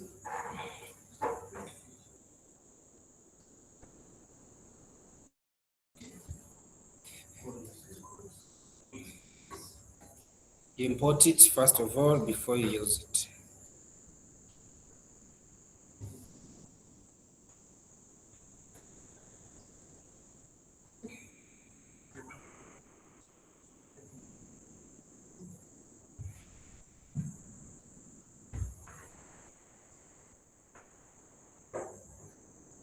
Then bring it back.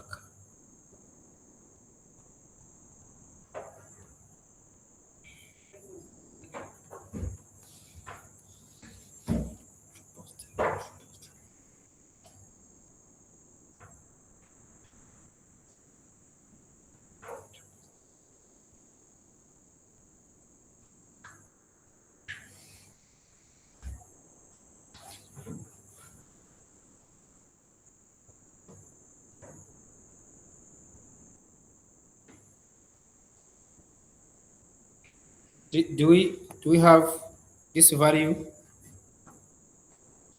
See.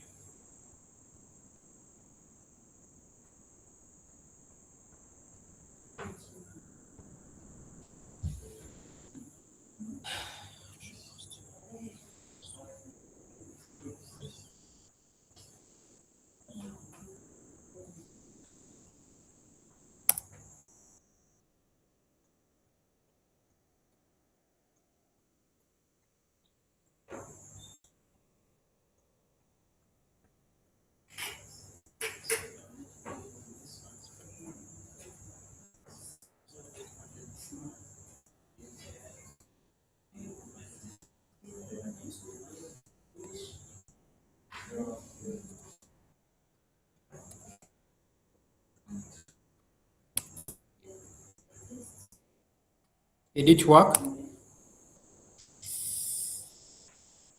So now, I was just checking something. This value, this confusion matrix, if I'm to bring this confusion matrix again, if I have to bring this confusion matrix, let me do like this in the present or. No, recall and precision can't be the same. They have to be different. So if you look at this confusion matrix, this value is called true negative. This is called the true negative. This value is called the true negative. Let me just use another color. This value is called the true negative. Yeah, it's the number of people the model has predicted as 0, no diabetes, and yet they have no diabetes. That's called the true positive, true negative. It said negative, no diabetes, and it's true. That's a true negative. Yes. And this one also in the diagonal is called the true positive. True positive means that the total number of people this model has predicted as they have diabetes, and in the real terms, they have diabetes. True negative and true positive. Yes. And this is what we call false positive. That's what model has predicted as this is a false positive. So model has predicted the 41. Is it, let me check, is it false negative or false positive? This has to go to with the recall. 1 second. 1 second. False positive. This is a false positive, which is on precision. Which one? Precision. False positive, exactly. So this is what model has predicted as the false positive. False positive means model has said those people have diabetes, and it's not true. False positive. And this is false negative. Yeah, false negative. So this is this is how you label your confusion matrix. So now, if you want to know the precision, if you want to know your precision is equal to true positive over true positive plus false positive. Now recall is equal to true positive over true positive plus false negative.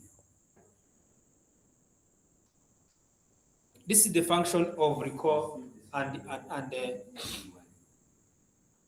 this is the formula of recall and precision. This is precision and this is recall. Everything is the same, but one regularized is plus. Everywhere it's plus, not minus. It's a plus. Plus false positive and plus false negative. So if you get like a precision, this what does it mean? This one says that Yeah, that's what you're going to see.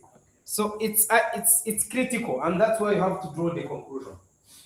You go with those variables, you go with those metrics when your data are not balanced. Because if you go into your data and you count how many values with zeros and ones, you might find that you are training your machine learning on many people with diabetes and a few people with no diabetes. And with that, machine will bias and predict most people with no diabetes, because it is running for many people with diabetes and a few people without diabetes. And that's what we call imbalanced. Your data are imbalanced. It could be better if we have, let's say, 10,000 patients and 5,000 they have diabetes, 5,000 no diabetes. But it might happen in 10,000 of patients data you have, 9,000 no diabetes, 1,000 diabetes. And the machine, when you give it to predict, it will always tend to make many people to be no diabetes, because it is running on many people with no diabetes with a few people with diabetes. So that's why you cannot rely on a confusion matrix, because it might have many people on diabetes and a few people with no diabetes. You see? So if data is imbalanced, if the label is not balanced, you have to go with those two options: precision and recall. What does it mean? What does it mean? Assume you are working in the hospital. You are trying to you are trying to take the record of a patient with a quick interview consultation. Who is a medical doctor here? You, you, you will ask a patient when last did you use bathroom? What did you eat? Do you feel fever? You measure the temperature and so on and so forth. And then as a medical, as machine learning, human machine learning, you can say, okay, go and take quarters, go and take painkillers and so on. But now look at the decision here you draw. What if you are recording someone's data and the machine is giving you so many false negatives? What does the false negatives mean? It means machine is saying someone is not sick. But in the real time, is it? Please, I need you to concentrate on this. These two items, they are the keys of machine learning. So you might be working in the hospital and the machine is predicting so many false negative. False negative means what? There are the patients who are coming, and when you put their record, machine is making the errors and saying they are not sick. But in the real time they are. That's what we call false negative. And what the result will be, you are not going to give them treatment, they are going to die. Because your machine is biased, is predicting a lot of false negative.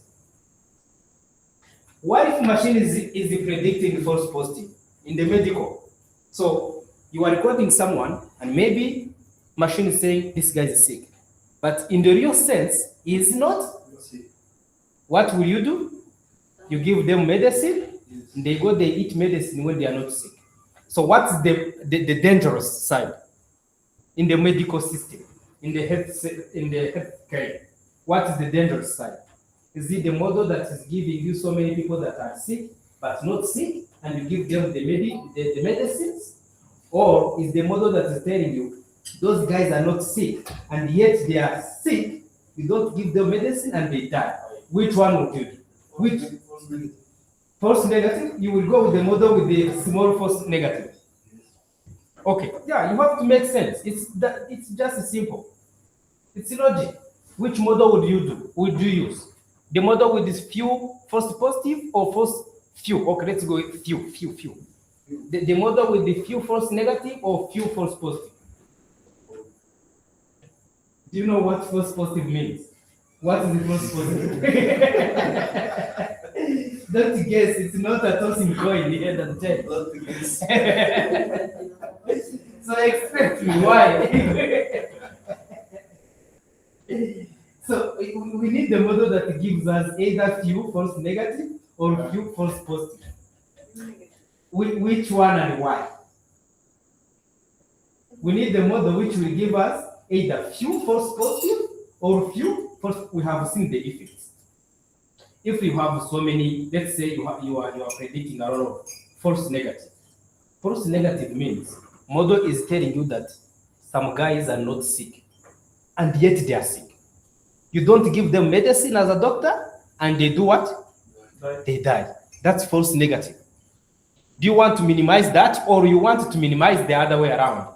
Model is telling you that those guys are sick, and yet they are not sick. You give them medicine, and they eat medicine when they are not sick.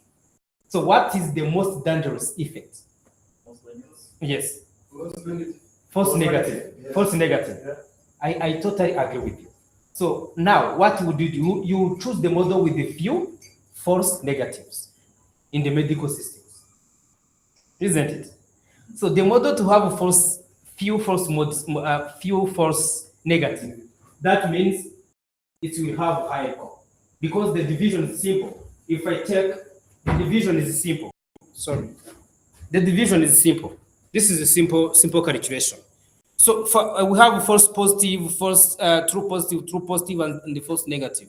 If let's say you have A or A plus B, they are all false true positive. This maybe this is T, for example, this is simple mathematics, very simple mathematics from primary school. When will T be higher? When will T be higher? Around 1. When will T be 1? Okay, if you have this function, you have T equal to A over A plus B. Okay? When will this T be 1? If B equals 0. 100%. I wanted that. Yeah. You see that? So if you want the model that is minimizing false negative, you go with recall. That means the more false negative be less. Very few recall will be almost 1. Yes, 1. You get it? Yeah. So in the medical system, like this scenario we are in, you need the model that will optimize the false negative. You don't need the model that is doing the mistake. And this is our case. You see what we have here? That's a problem. This model needs to be recalibrated or using other models because it's predicting a lot of false negative. There are so many guys that the model is saying they are not sick, and yet they are sick. So we don't give them medicine and they're going to die. So if you need a model that optimizes false negatives, you go with recall. It might happen in different businesses and maybe use precision. You understand the purpose of recall? You need to minimize the false negatives. If they are minimized, the recall will tend to be around 190 something at something. That's the application of recall and precision. You can also read and see a false positive. It might, in different businesses, in the banking sector, we use the false positive. We minimize the false positives. But in the medical system, you minimize your false negative. You don't need a model that is predicting so many people that are not sick and yet they are sick. That's the part that I like. You see that? So now if you look at our model is doing really bad, really bad. It has a recall of 70%.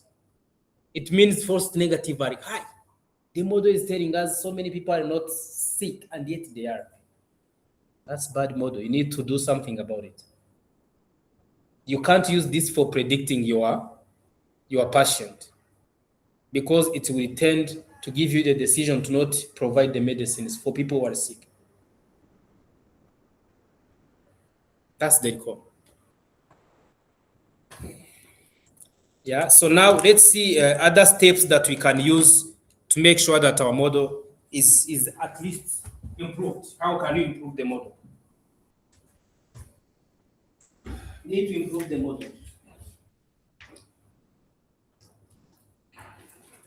One step that I said last time is to standardize your data.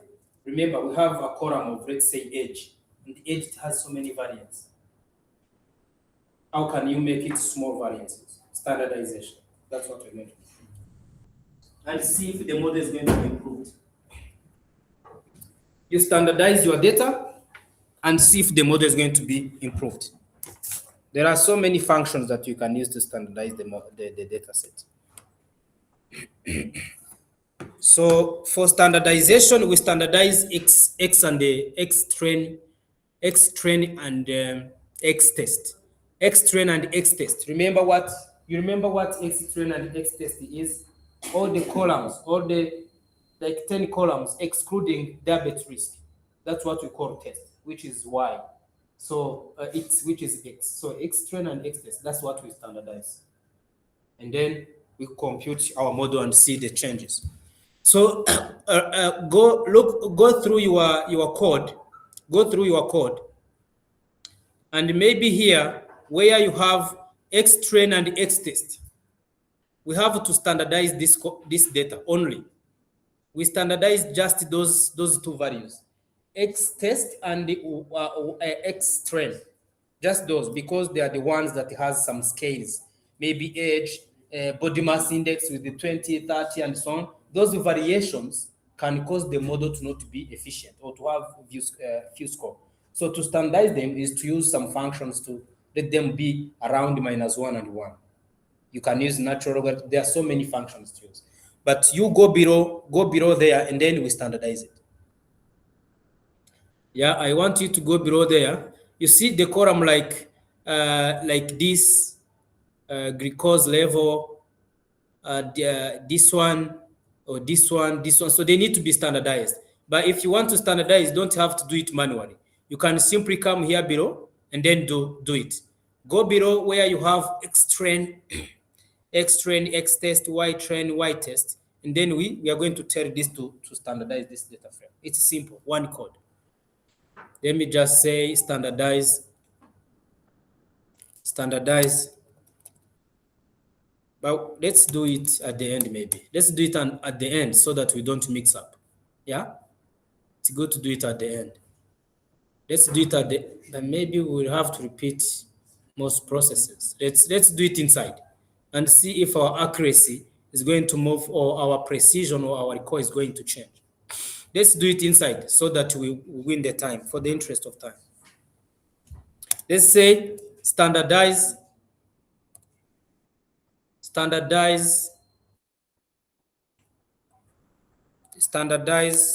the X train the X train and X test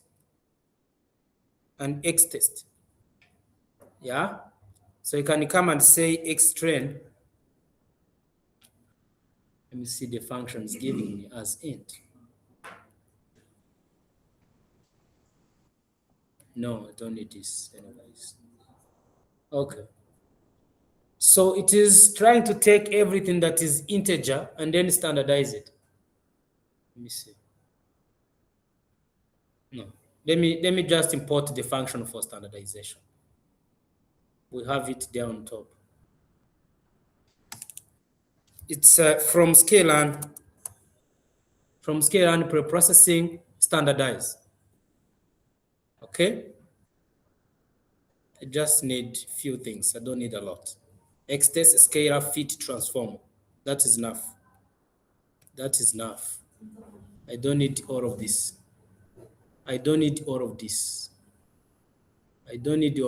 This is already split, so why would I do that?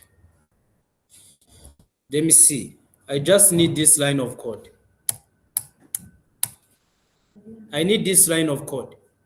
This one.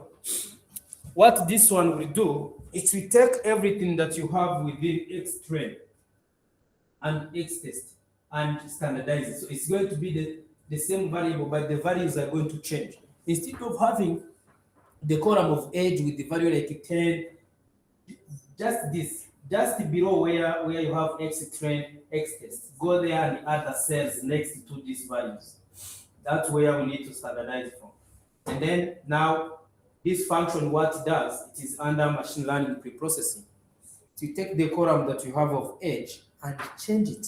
Instead of having it 10, 30, 25, 40, 45, it's going to be between 0 and 1, minus 1 and 1. Small values. It will use the other function that I explained the last time of taking the value minus the mean over the standard deviation. Taking the value minus the mean of the whole column over the standard deviation, and so on and so forth. So that way, the machine learning will now be able to understand the values than this before. You see? So I just enter the cells below where you have train and the test script, and they put this standardization function. You wanted to optimize your accuracy. Yeah. You finish it? You continue? Now you can run until the end. So it will go and fit on the standardized data and see if the performance is going to be improved. You run until to the accuracy. You will see if the performance of your model is going to be improved. Make sure you are using the same values of capital letter or small letters.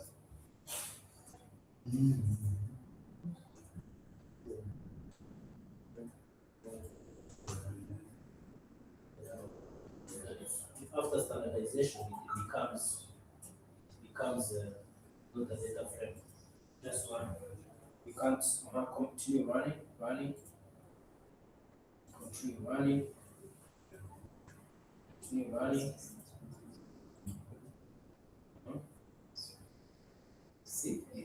improved. It was 71 something. Continue running and see confusion matrix. You see the confusion matrix? Move down a bit to the confusion matrix. Some changes.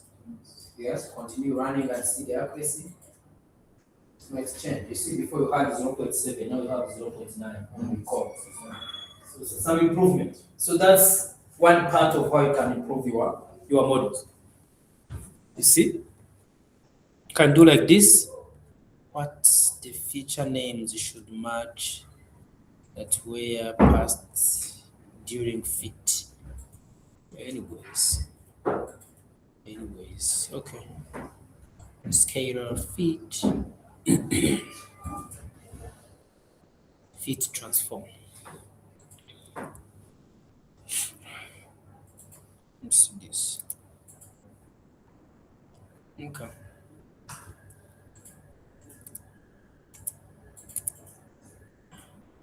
X has, one is expecting 23 features as input. Express, Huh? express, scalar, both transform. Huh? Scalar, this, scalar, both fit is not there. Fit is not there. Yeah, You need to remove the fit. yeah. Let me see from here. Yeah, I know what is. Then two is fit. Let me see. Transform it gray, and It will work. Yeah. transform next. No. Yeah, I see. You see now?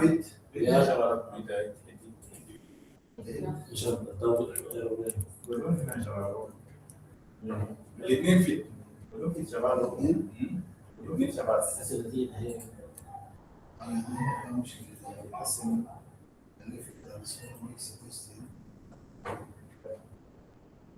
كلام شباب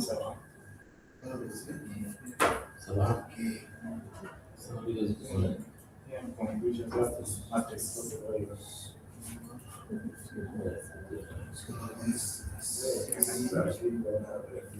Now my core is going to, you see, now my core is 10. Before, remember, I had 70%, but now the core is becoming 10. So that's how you can keep improving your model. NumPy and DRA is not carryable. Let me see why this should be.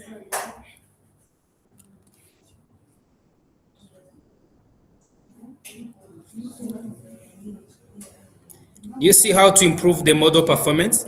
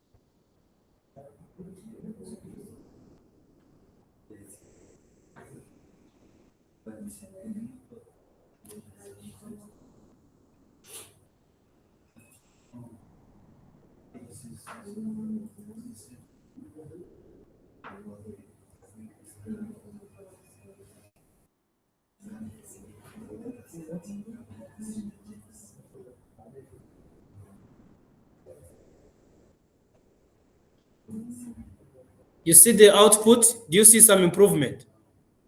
Did you see some improvement? Did you see some improvement of percentages on accuracy or on recall? So that's how you can keep recalibrating.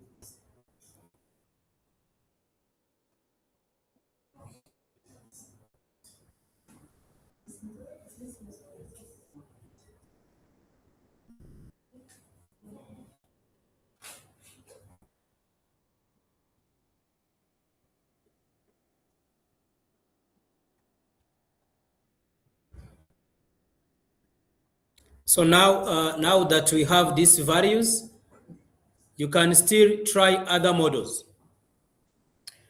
So now let's say this is the result we got when we were using the model called random forest. This is the model called random forest. But what if you need to use other models? We have so many models that you can use. Yeah, we have what we call decision tree. We have support vector machines, which are even much better when it comes to binary classification. Did I mention binary, the difference between binary and the classification? The XG boost and so on. So let's do. We have so many models. There are so many, more than 20 models. This is the result using random forest. So this is how random forest is able to understand our data. Yeah, but someone could, which is most practical, you try many models and see which one that is being the best on your specific data. Let's say this is the result of random forest. But someone could come and say, let me do support vector machine. Let me do maybe decision tree. Let me do XG. There are so many models. Let's just use the other classical models that will not require the other installation. So that what you have done was random forest. Let's come here at the end and maybe add another section of second model. Let me just remove this, what you have done to add some labels.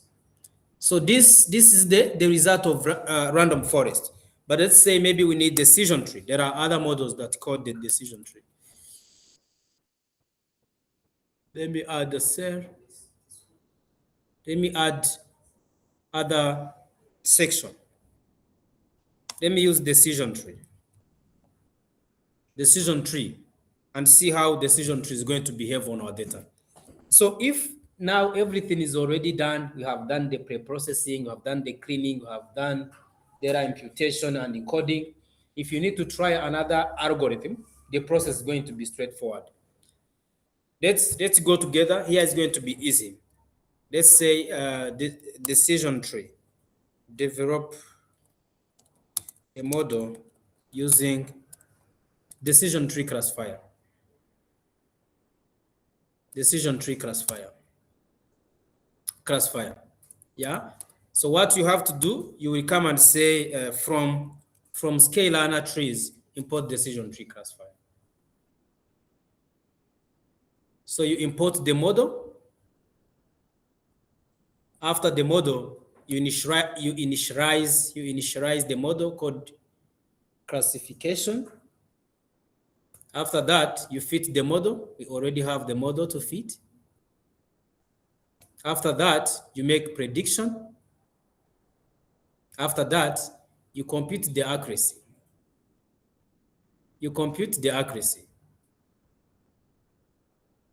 Now you print the accuracy. Yeah, I'm done. So after this, if I run this code, I should be able to see the accuracy that is done by decision tree. Look at this. I can also do the recall if I need the precision and recall for this decision tree. Can say evaluate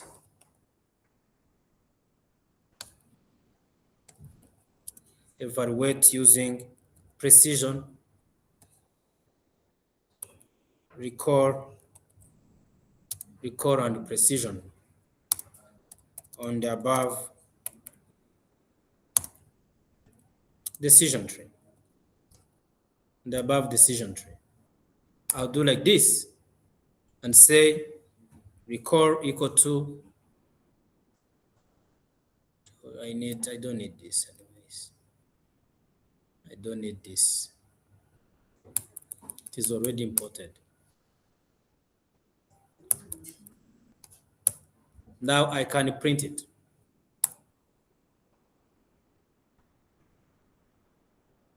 Can now say print.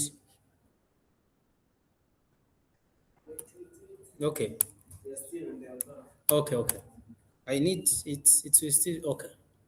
So you see now you can still have everything in one cell.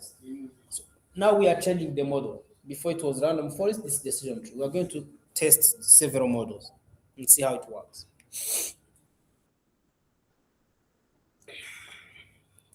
Smart to make it balanced.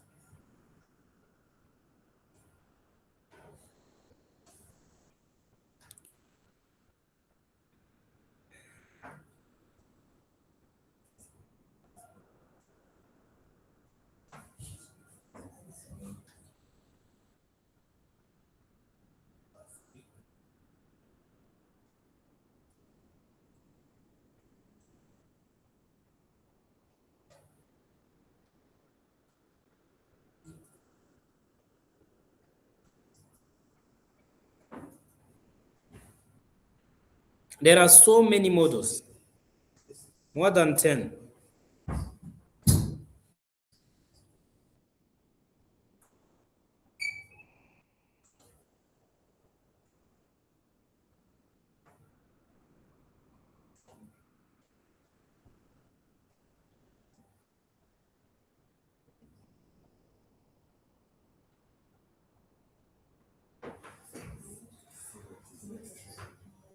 You continue. Now you can print the record and the precision and see how this model is behaving.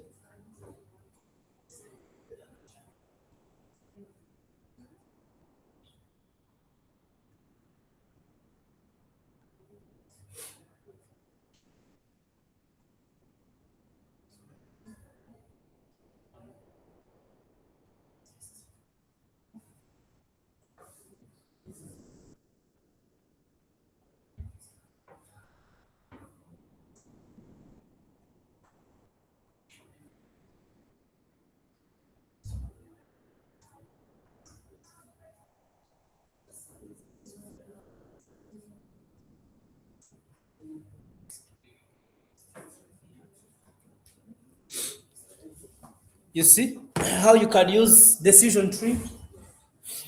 Then you can be able to tell the accuracy or precision and also print the precision on the code. Yeah, you have this, that one.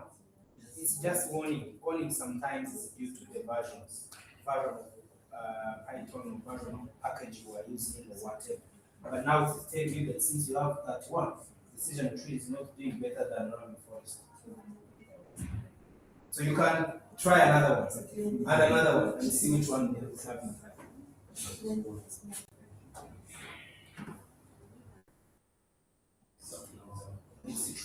With a small X.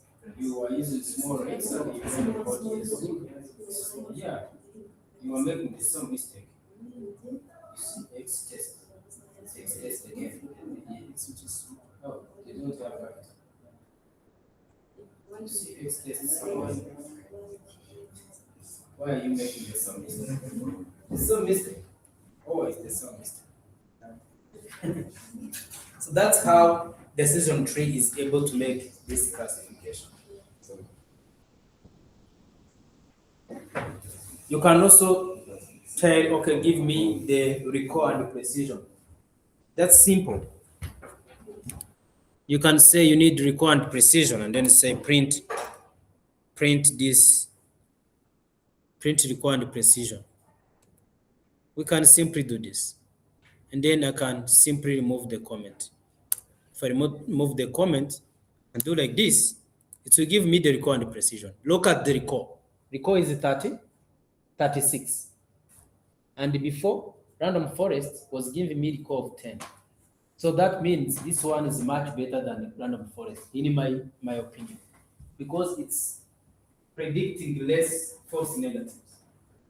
So if it is in the medical problems and you are trying to predict if someone is sick or not, always optimize your code as matrix.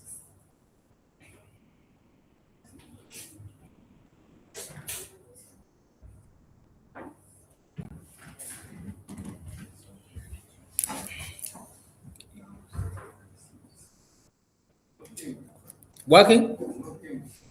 Not. My record is 36, and before I have 10. So that means it has a lower false negatives. You see the record? Record is 36, which is okay in this case. It is predicting fewer false negatives. If you remember the function of recall. Repeat the function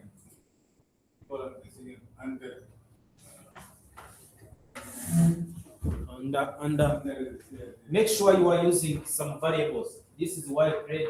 So make sure this variable is not the same as the one before. So you make some changes so that the output you are getting after prediction is not the same as what you have when you were using random forest. So you make some few changes.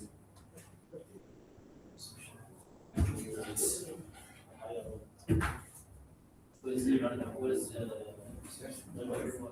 No, decision tree.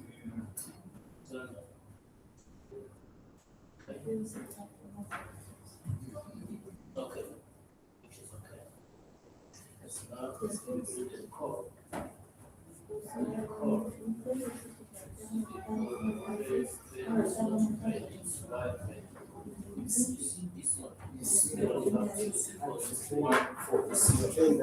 It means you are using one of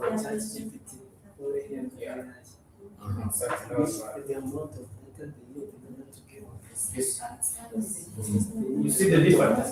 So you were using some prediction from random forest. Mercy, this is easy, isn't it?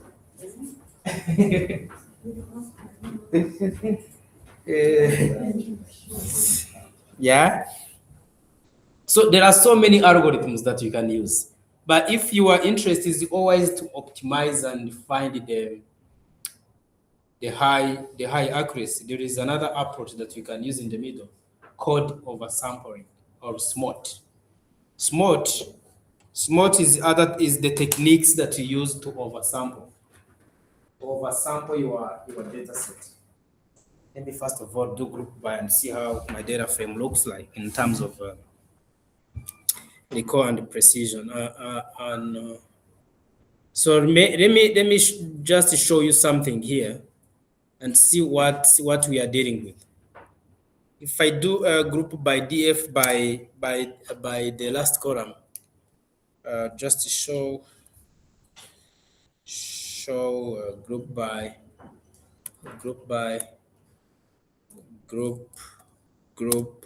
count, group by my last column. How's it called? I need this column. I need this column. Group by this column and count the variables. Count the number of patients. Okay. So if I do like this, I can say grouped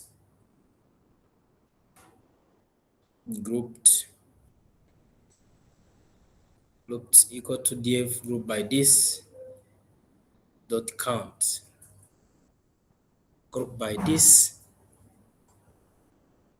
dot count values. Do you have count values? Can use count or size. Size? Let me see this. Will it work?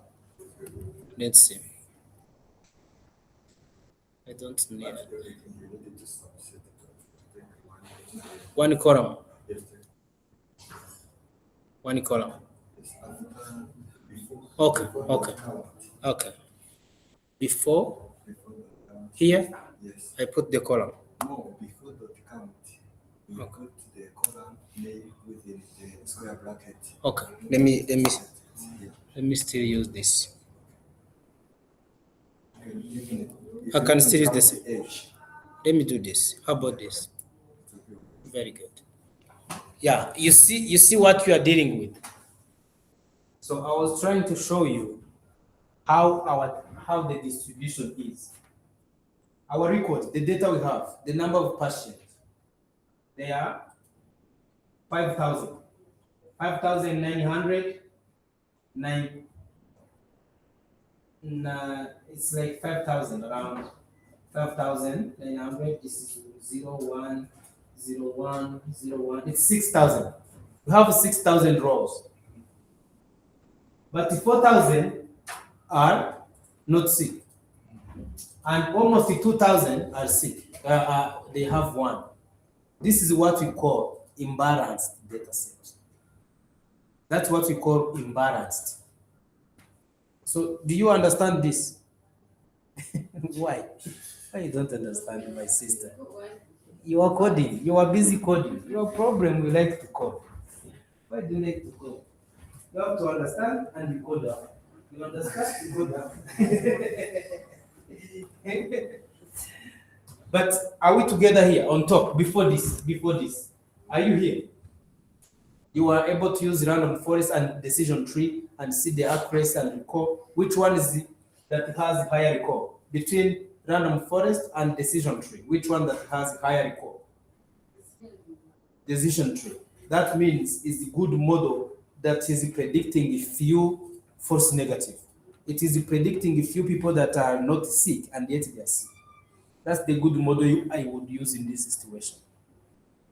So the reason why we can't use the accuracy, it's because our data is not uniform. I said it before. As you look at this analysis, just this analysis, I was trying to see how my table, my patient data is in terms of number of people who are sick, number of people who are not sick. Now I find that if you go and group by the other column called diabetes risk, you will see that you have 4,000. The total of patients you have is 6,000. But 4,000 are not sick. 2,000 are sick. So if you give model to make some prediction on a new patient, model will be biased and intended to take them into the not sick because it is running so many people who are not sick.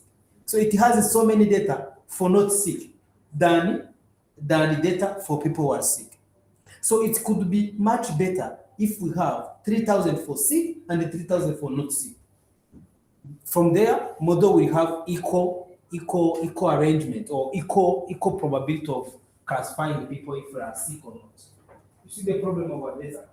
So since the class of people who are sick are 2,000 or 1,900, and those who are not sick are 4,000, that's what you call imbalance. Data is not balanced. So imbalanced data. That is, if data is not imbalanced, it's a problem. If it's not it's not balanced, that's a problem. You can't use accuracy or confusion matrix alone. That's why you use recall and precision to optimize what you are interested in. But if they are balanced and you have 3,000 of sick and 3,000 not sick, you could use accuracy. Yeah. But now, because of this is what we call imbalance. Our data is imbalanced. What can we do to balance it? So still answering your question, what can we do to increase the performance? Increase one value. Exactly. So we have a function in Python that go and do what you call oversampling. And then the data is going to be balanced. It's going to increase the record for us automatically. You see how? You ask AI, you now understand what is possible. So I can even let you, I go out, I come back, I find the solution. Now you know the data is imbalanced and you want to balance it. Python will give you the code. Or the AI will give you the code. Yeah? But now we see what we need. We need to balance our data so that the class that is sick is equal to the class that is not sick. So that the model can learn with equal probabilities. So that it won't be biased and take many people to be not sick. We need to balance it. We need to balance it. We need to balance it. So now if you need to balance it, you have to use other models. Here, let's balance it here down. So let's say data or DF, it's DF, yeah, we can use DF so that the X trend. We can also, yeah, it has to be balanced before you split. And then you split after. Yeah, you have to balance it before you split. Because when you balance it, it has to use Y and X. And then you split after. Yeah. I need to balance. I need to use oversampling to improve the performance of the model. Now, I will say from scalar, model selection, no, I need smart. I need smart. I need to import smart. Import, let me see how I can import smart. Let me see here on AI. The one is not how to oversample the data for machine learning.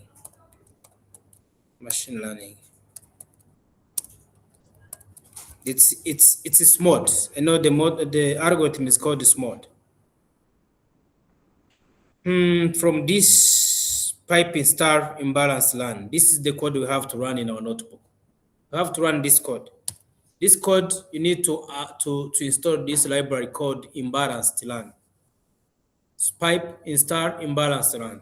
This one helps you to balance your data. You install it first of all. You can also install it via terminal. You need to install this library that is going to balance. It's completed. For me, it is already completed. Yeah. So did you see that? You have to install this library called imbalanced minus learn. This helps you to balance your data. So now I can say import from imbalance oversampling, import smart. This is smart used to oversample your data.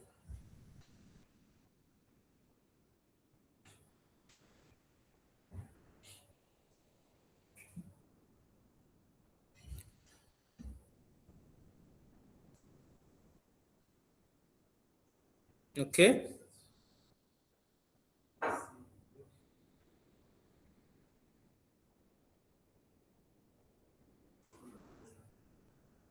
You see that?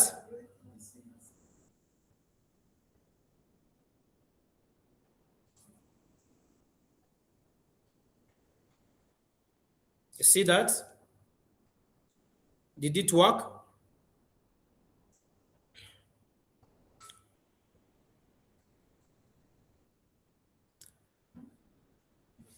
I need to oversample X train,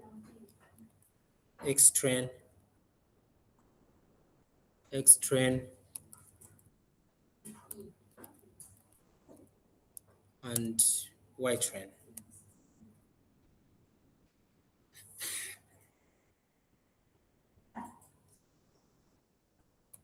That's the model. So now you can even say oversample this so that it is different from what we have. Put just over everywhere. This is much better. X test, Y test. Okay, very good. What? Don't need all of this. Don't need all of this, really. Don't need all of this. I just need 2 lines of code. I need only 2 lines of code. I don't need all of this. Let me remove. I only need X train and X test resample.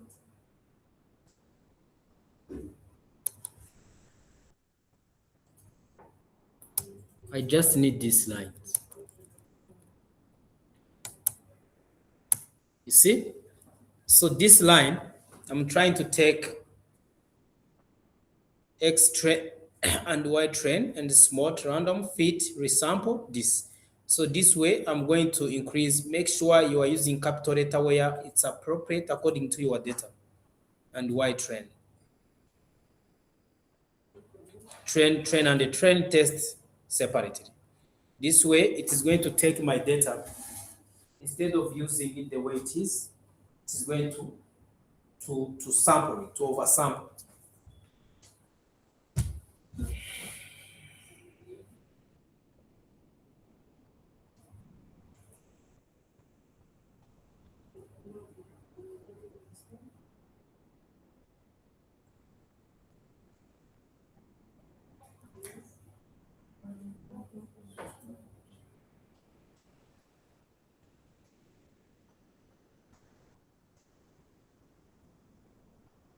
Let's see if it is going to work.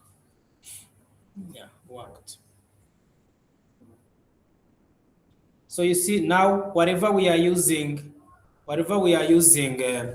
X train and Y train or X test and Y test, we have to use X train over and over. So we have increased the size.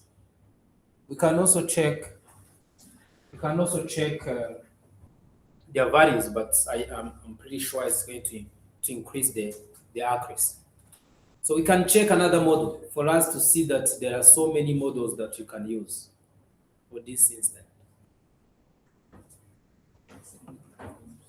Do we understand what this function is doing? We are trying to increase the values. We are trying to increase the values, the sum of the values. That's what we sampled as.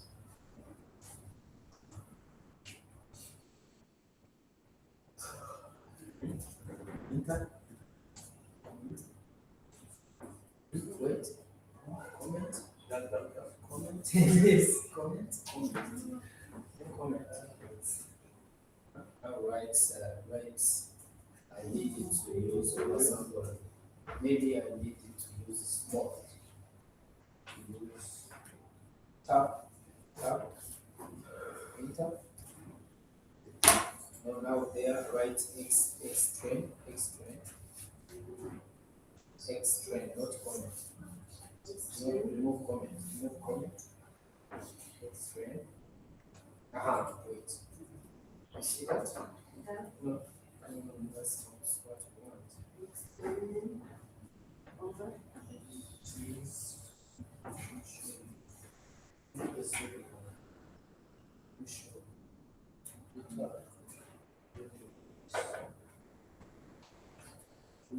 Because you already have it.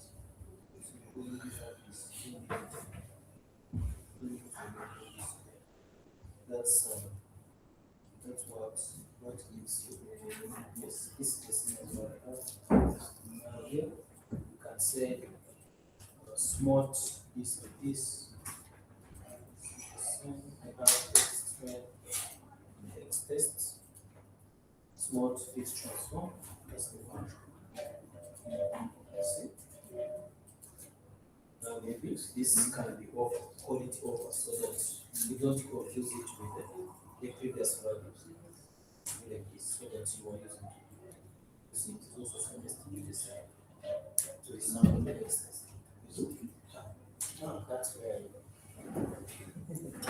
where do you like to go in Rwanda?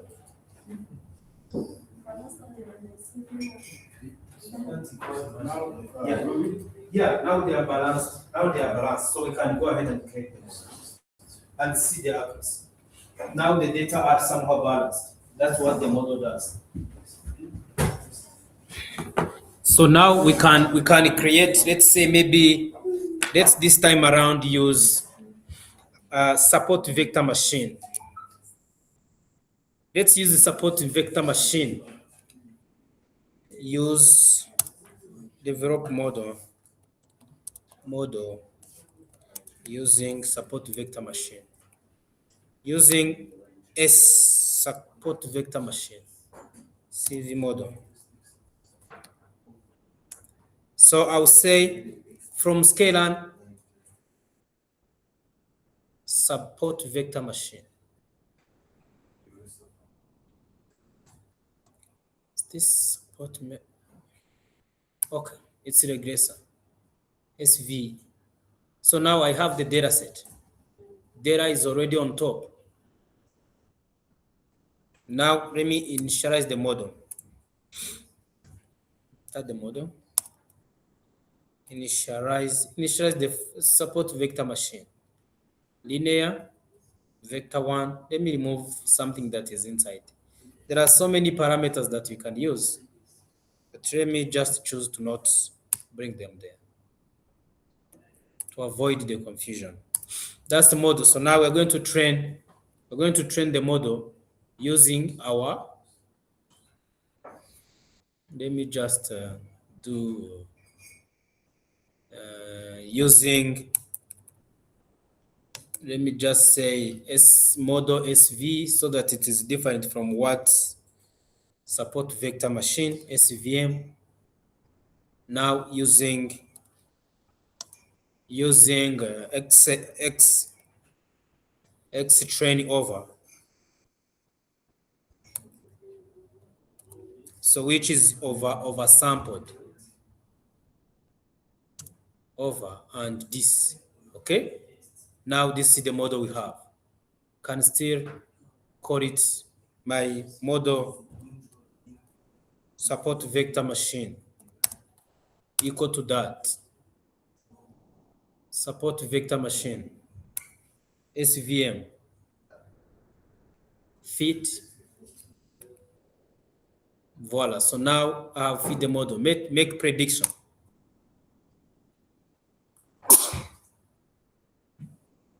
You see that? Now I said I have Y predict support vector machine. So now calculate the accuracy. The accuracy is going to be exactly the same way we have calculated it. Can use the score and then you print the accuracy. This is support vector machine accuracy. That's what I need.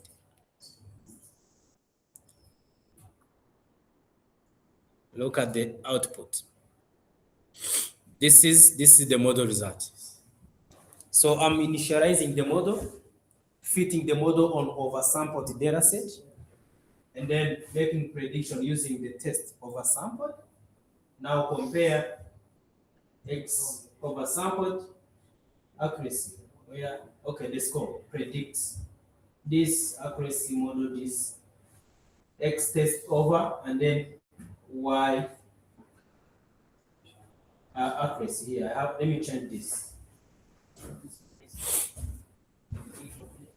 We have the predicted values. So I could simply use, I've already made the predict. So let me use accuracy.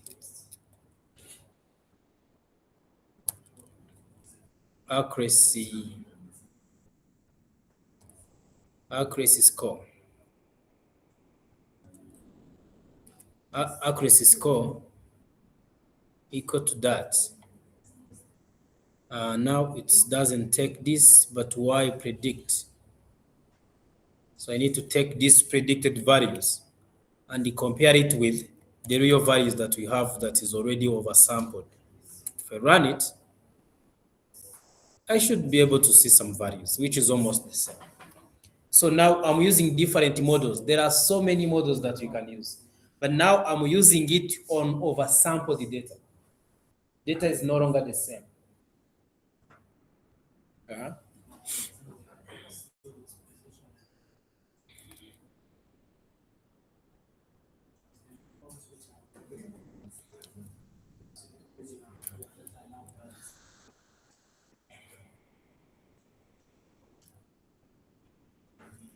Let me see.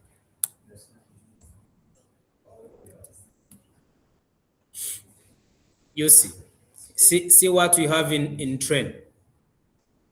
Only in train because of oversampling, train has increased to 6,500. And remember, our data only had 6,000.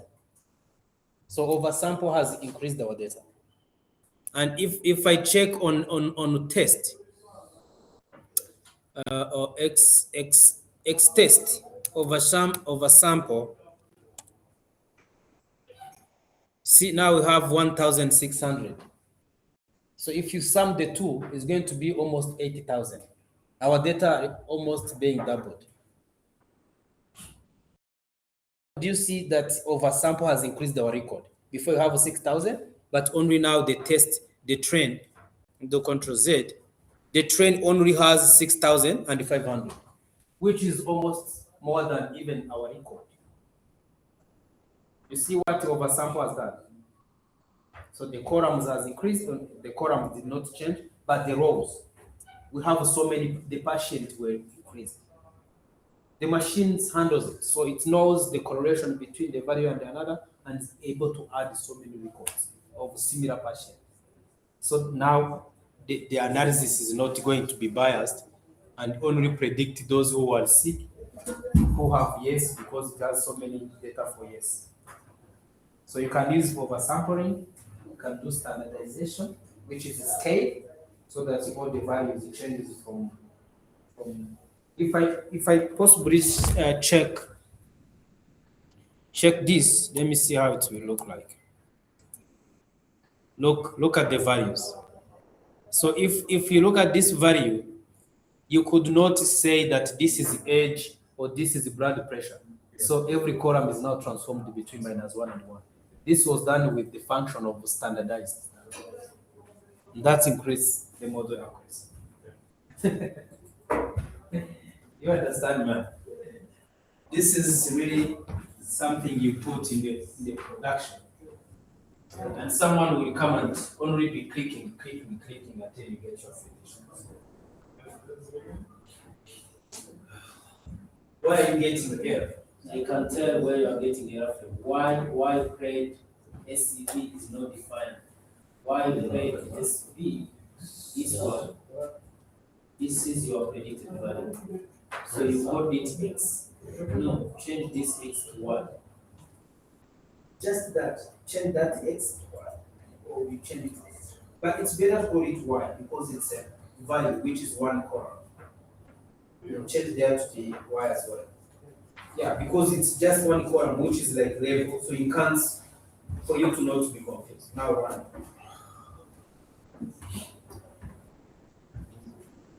Expected 2D array, got it 1D array.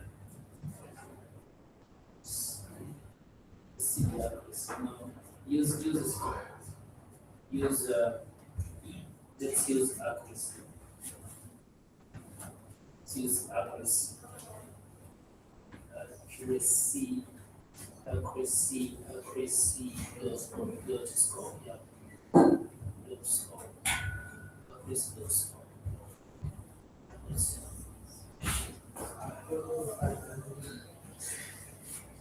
Now print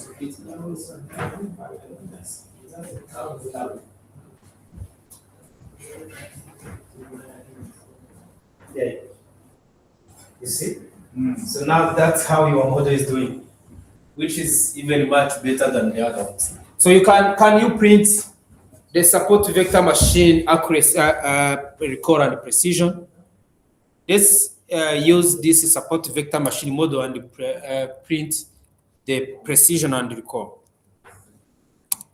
So the recall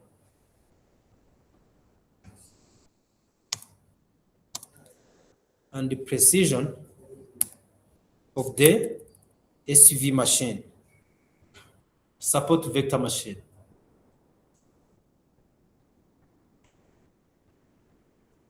Model SV. Support vector machine, SVM.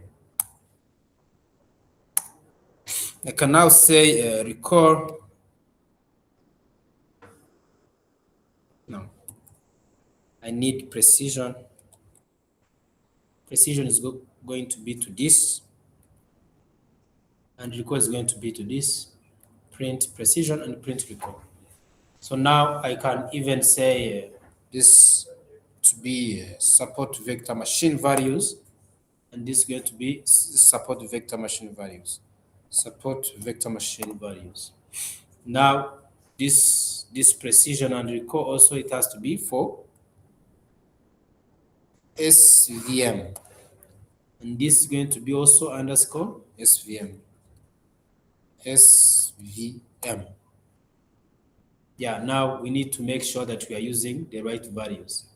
Inside there, you can take what you have used from the accuracy, you copy these values, you copy this, and you come and repress. Make sure you are using the over and its accuracy. Just this. So now you will be able to tell, I would like this model. This is behaving much better because of this. Like I said, I'm regularizing recall. I need a model with a few false negative, and now we have 58. We started with random forest with the 70%. After scaling, we get to 10%. When we use the season tree, we get to 35. Now, after smarting or increasing the record, we are having 58 as recall. So that means the more people that are predicted as they are not sick and if they are sick, they are being reduced. Let's see how to improve the model. There are so many models that you can still apply, and then you'll be able to draw the conclusion. Yeah.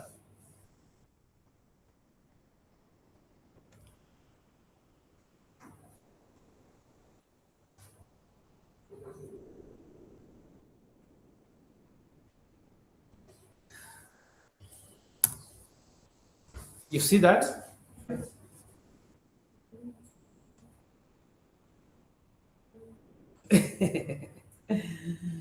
Do you see how to improve the model accuracy? Yeah, smarting, you increase the record, and the standardization, feature engineering to change the category column to be numeric. And that's it. Yeah. So on regression is going to be almost the same, just a few metrics that will change. We'll use few metrics that will change for us to understand now what will it happen when we are going to do the regression. Almost everything, but when we go to the performance or to evaluate the performance of model, we are not going to use accuracy, recall, and the precision and the confusion matrix, but rather mean absolute error, mean square error, root mean square errors. They are the metrics to evaluate on regression analysis model.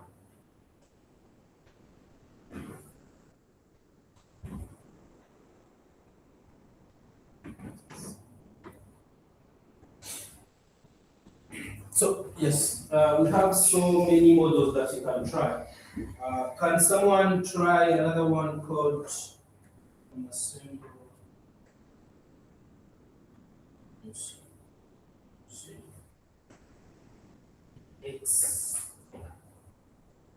X contains anyway.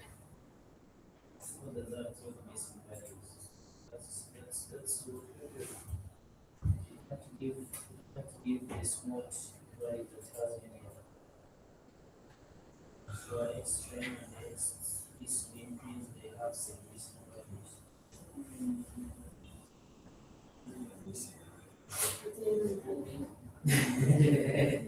Yeah, we move it up. We have to move it up. We have to move it up. Because they should not work, even these ones cannot work when you have this value.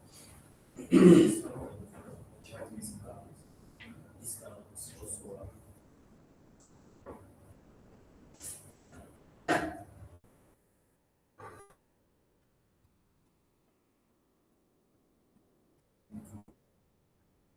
Can you do the same on other model? We have from use another model called regression. Is it logistic regression? I want you to choose logistic regression.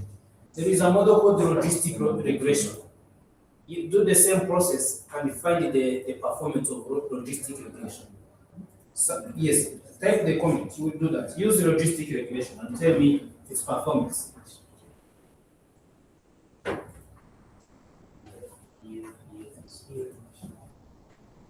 This is your this is your data. This is your data.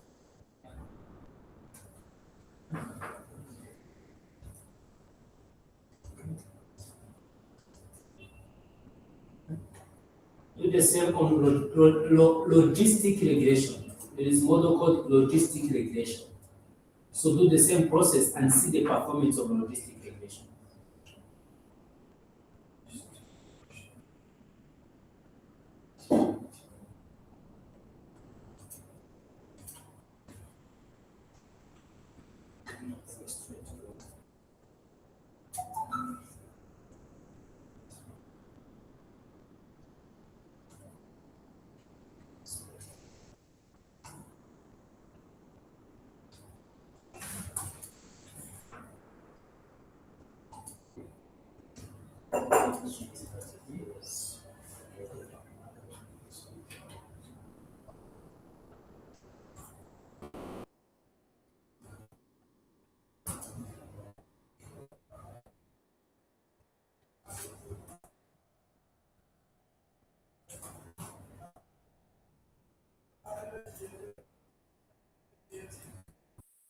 Logistic regression.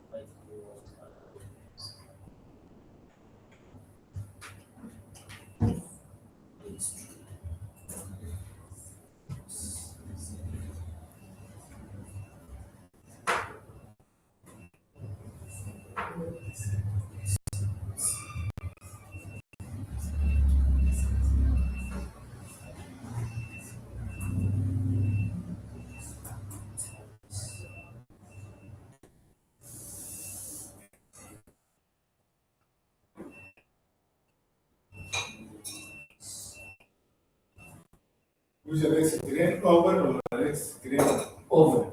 Use X train over and Y train over. Use over sampled data.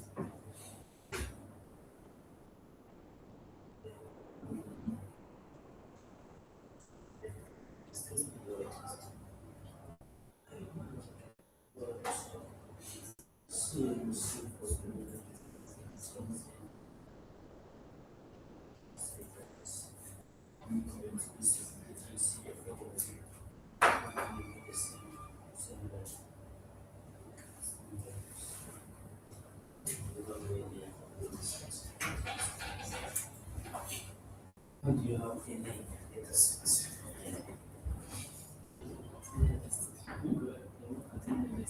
Yeah, yeah. Is it what? What's the percentage? This is logistic regression. This is logistic regression. Use neighborhood. That's very good. This is logistic regression as well. You see? So now you can be able to compare so many models. If you use logistic regression, you have to import it. Use logistic regression. You don't have to install it. It's already inside there. From model linear, so you don't have to install logistic regression. It is already inside the scalar. You don't have to install it. Let's do the same by using logistic regression. Logistic regression. Yeah. So you can still say from scalar linear logistic regression. It will come. You don't have to install it. Now you can say initialize the model. Let me see, initialize the model. Initialize the model. Logistic regression. Just like that. Maybe here, for it to be different from the rest, can say logistic regression, like this. Yeah? Now you can fit the model. The next step is to fit the data. You see? Now you can do like this. Now let's use the over data set with the over.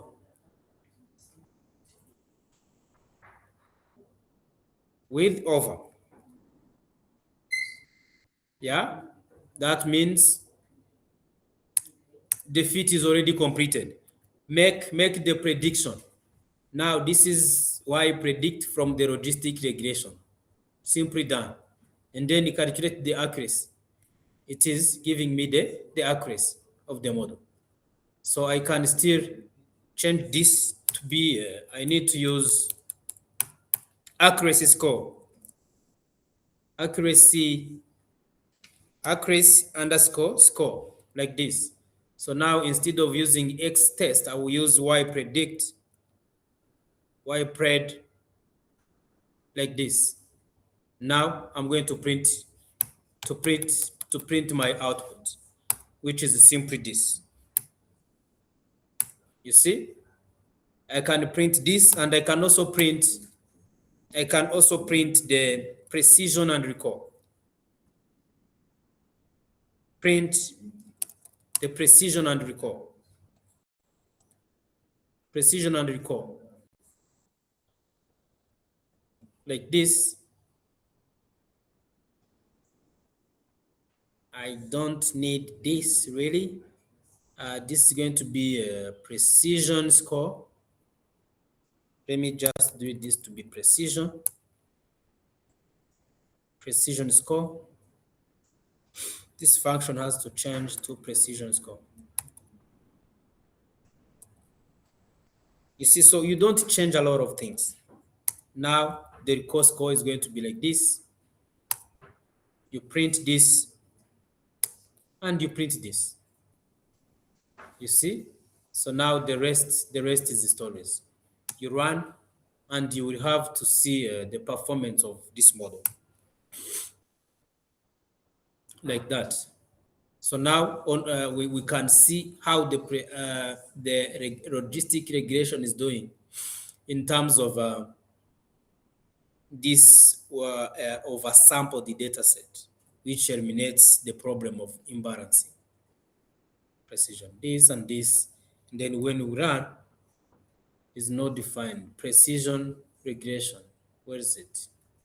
How is this called? Precision. There is underscore. Yeah. This one. You can remove it. This one. Very quick. Very quick. So now we know how random forest is doing. We know how support vector machine is doing. We know how decision tree is doing. We know how logistic regression is doing. We can now choose which best model that understands our data. And then you take it into production and you say, please do the forecast. So that next time someone will come and put the patient, the age, the location, the calorie, whatever, predict, and the model will say this man is C, this man is C. So that's end-to-end machine learning idea in a nutshell. There are so many models. You can even ask here what are the other models that I can use for classification. So tomorrow we will see the regression part of it, and then use some a library called Ingredient to create simple app that you can simply someone put the inputs and make some prediction with a single click.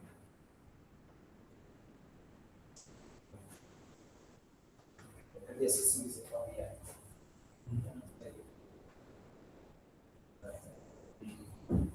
We will net the deployment in Power BI. So we will make sure that once you have data with the labels, you give the machine, you save the model. Now you will upload some data in Power BI without label, without classes. And then you put some code in Power BI and you have your data with the target, with the labels. We deploy in Power BI. That's much easier than creating apps.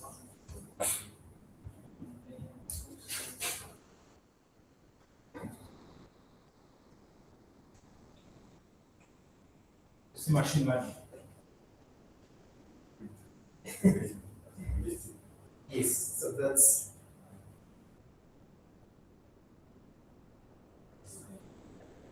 it. That's the logistic regulation. You already know three models that you can use to make some classification. Do the same for regulation and then you put the model in Power BI.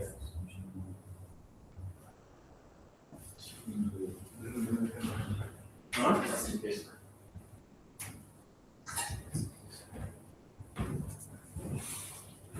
Classification. Man with the classification.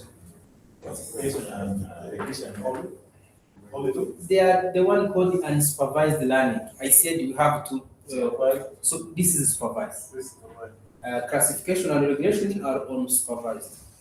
Or under unsupervised, you have what we call clustering. Clustering, I mentioned it.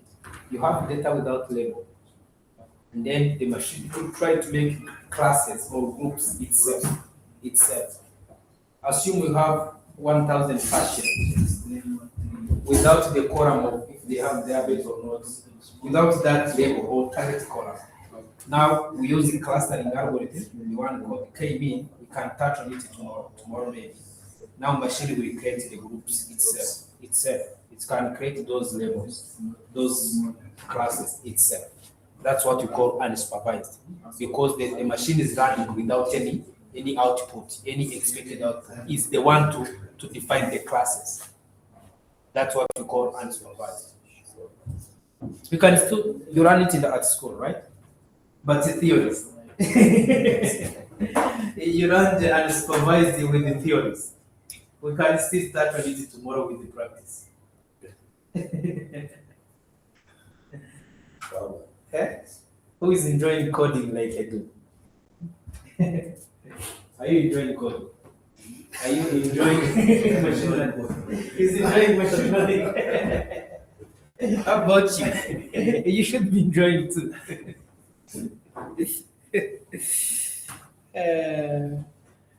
So I'll give you this remaining 10 minutes for you to digest what you have learned today. Yeah. But if you have a question, you can still ask and fix this out. Still saying that you have a missing value. Mm. Here is the problem. Experience modifier. That means you are maybe using not the right name. Use this instead. Yeah.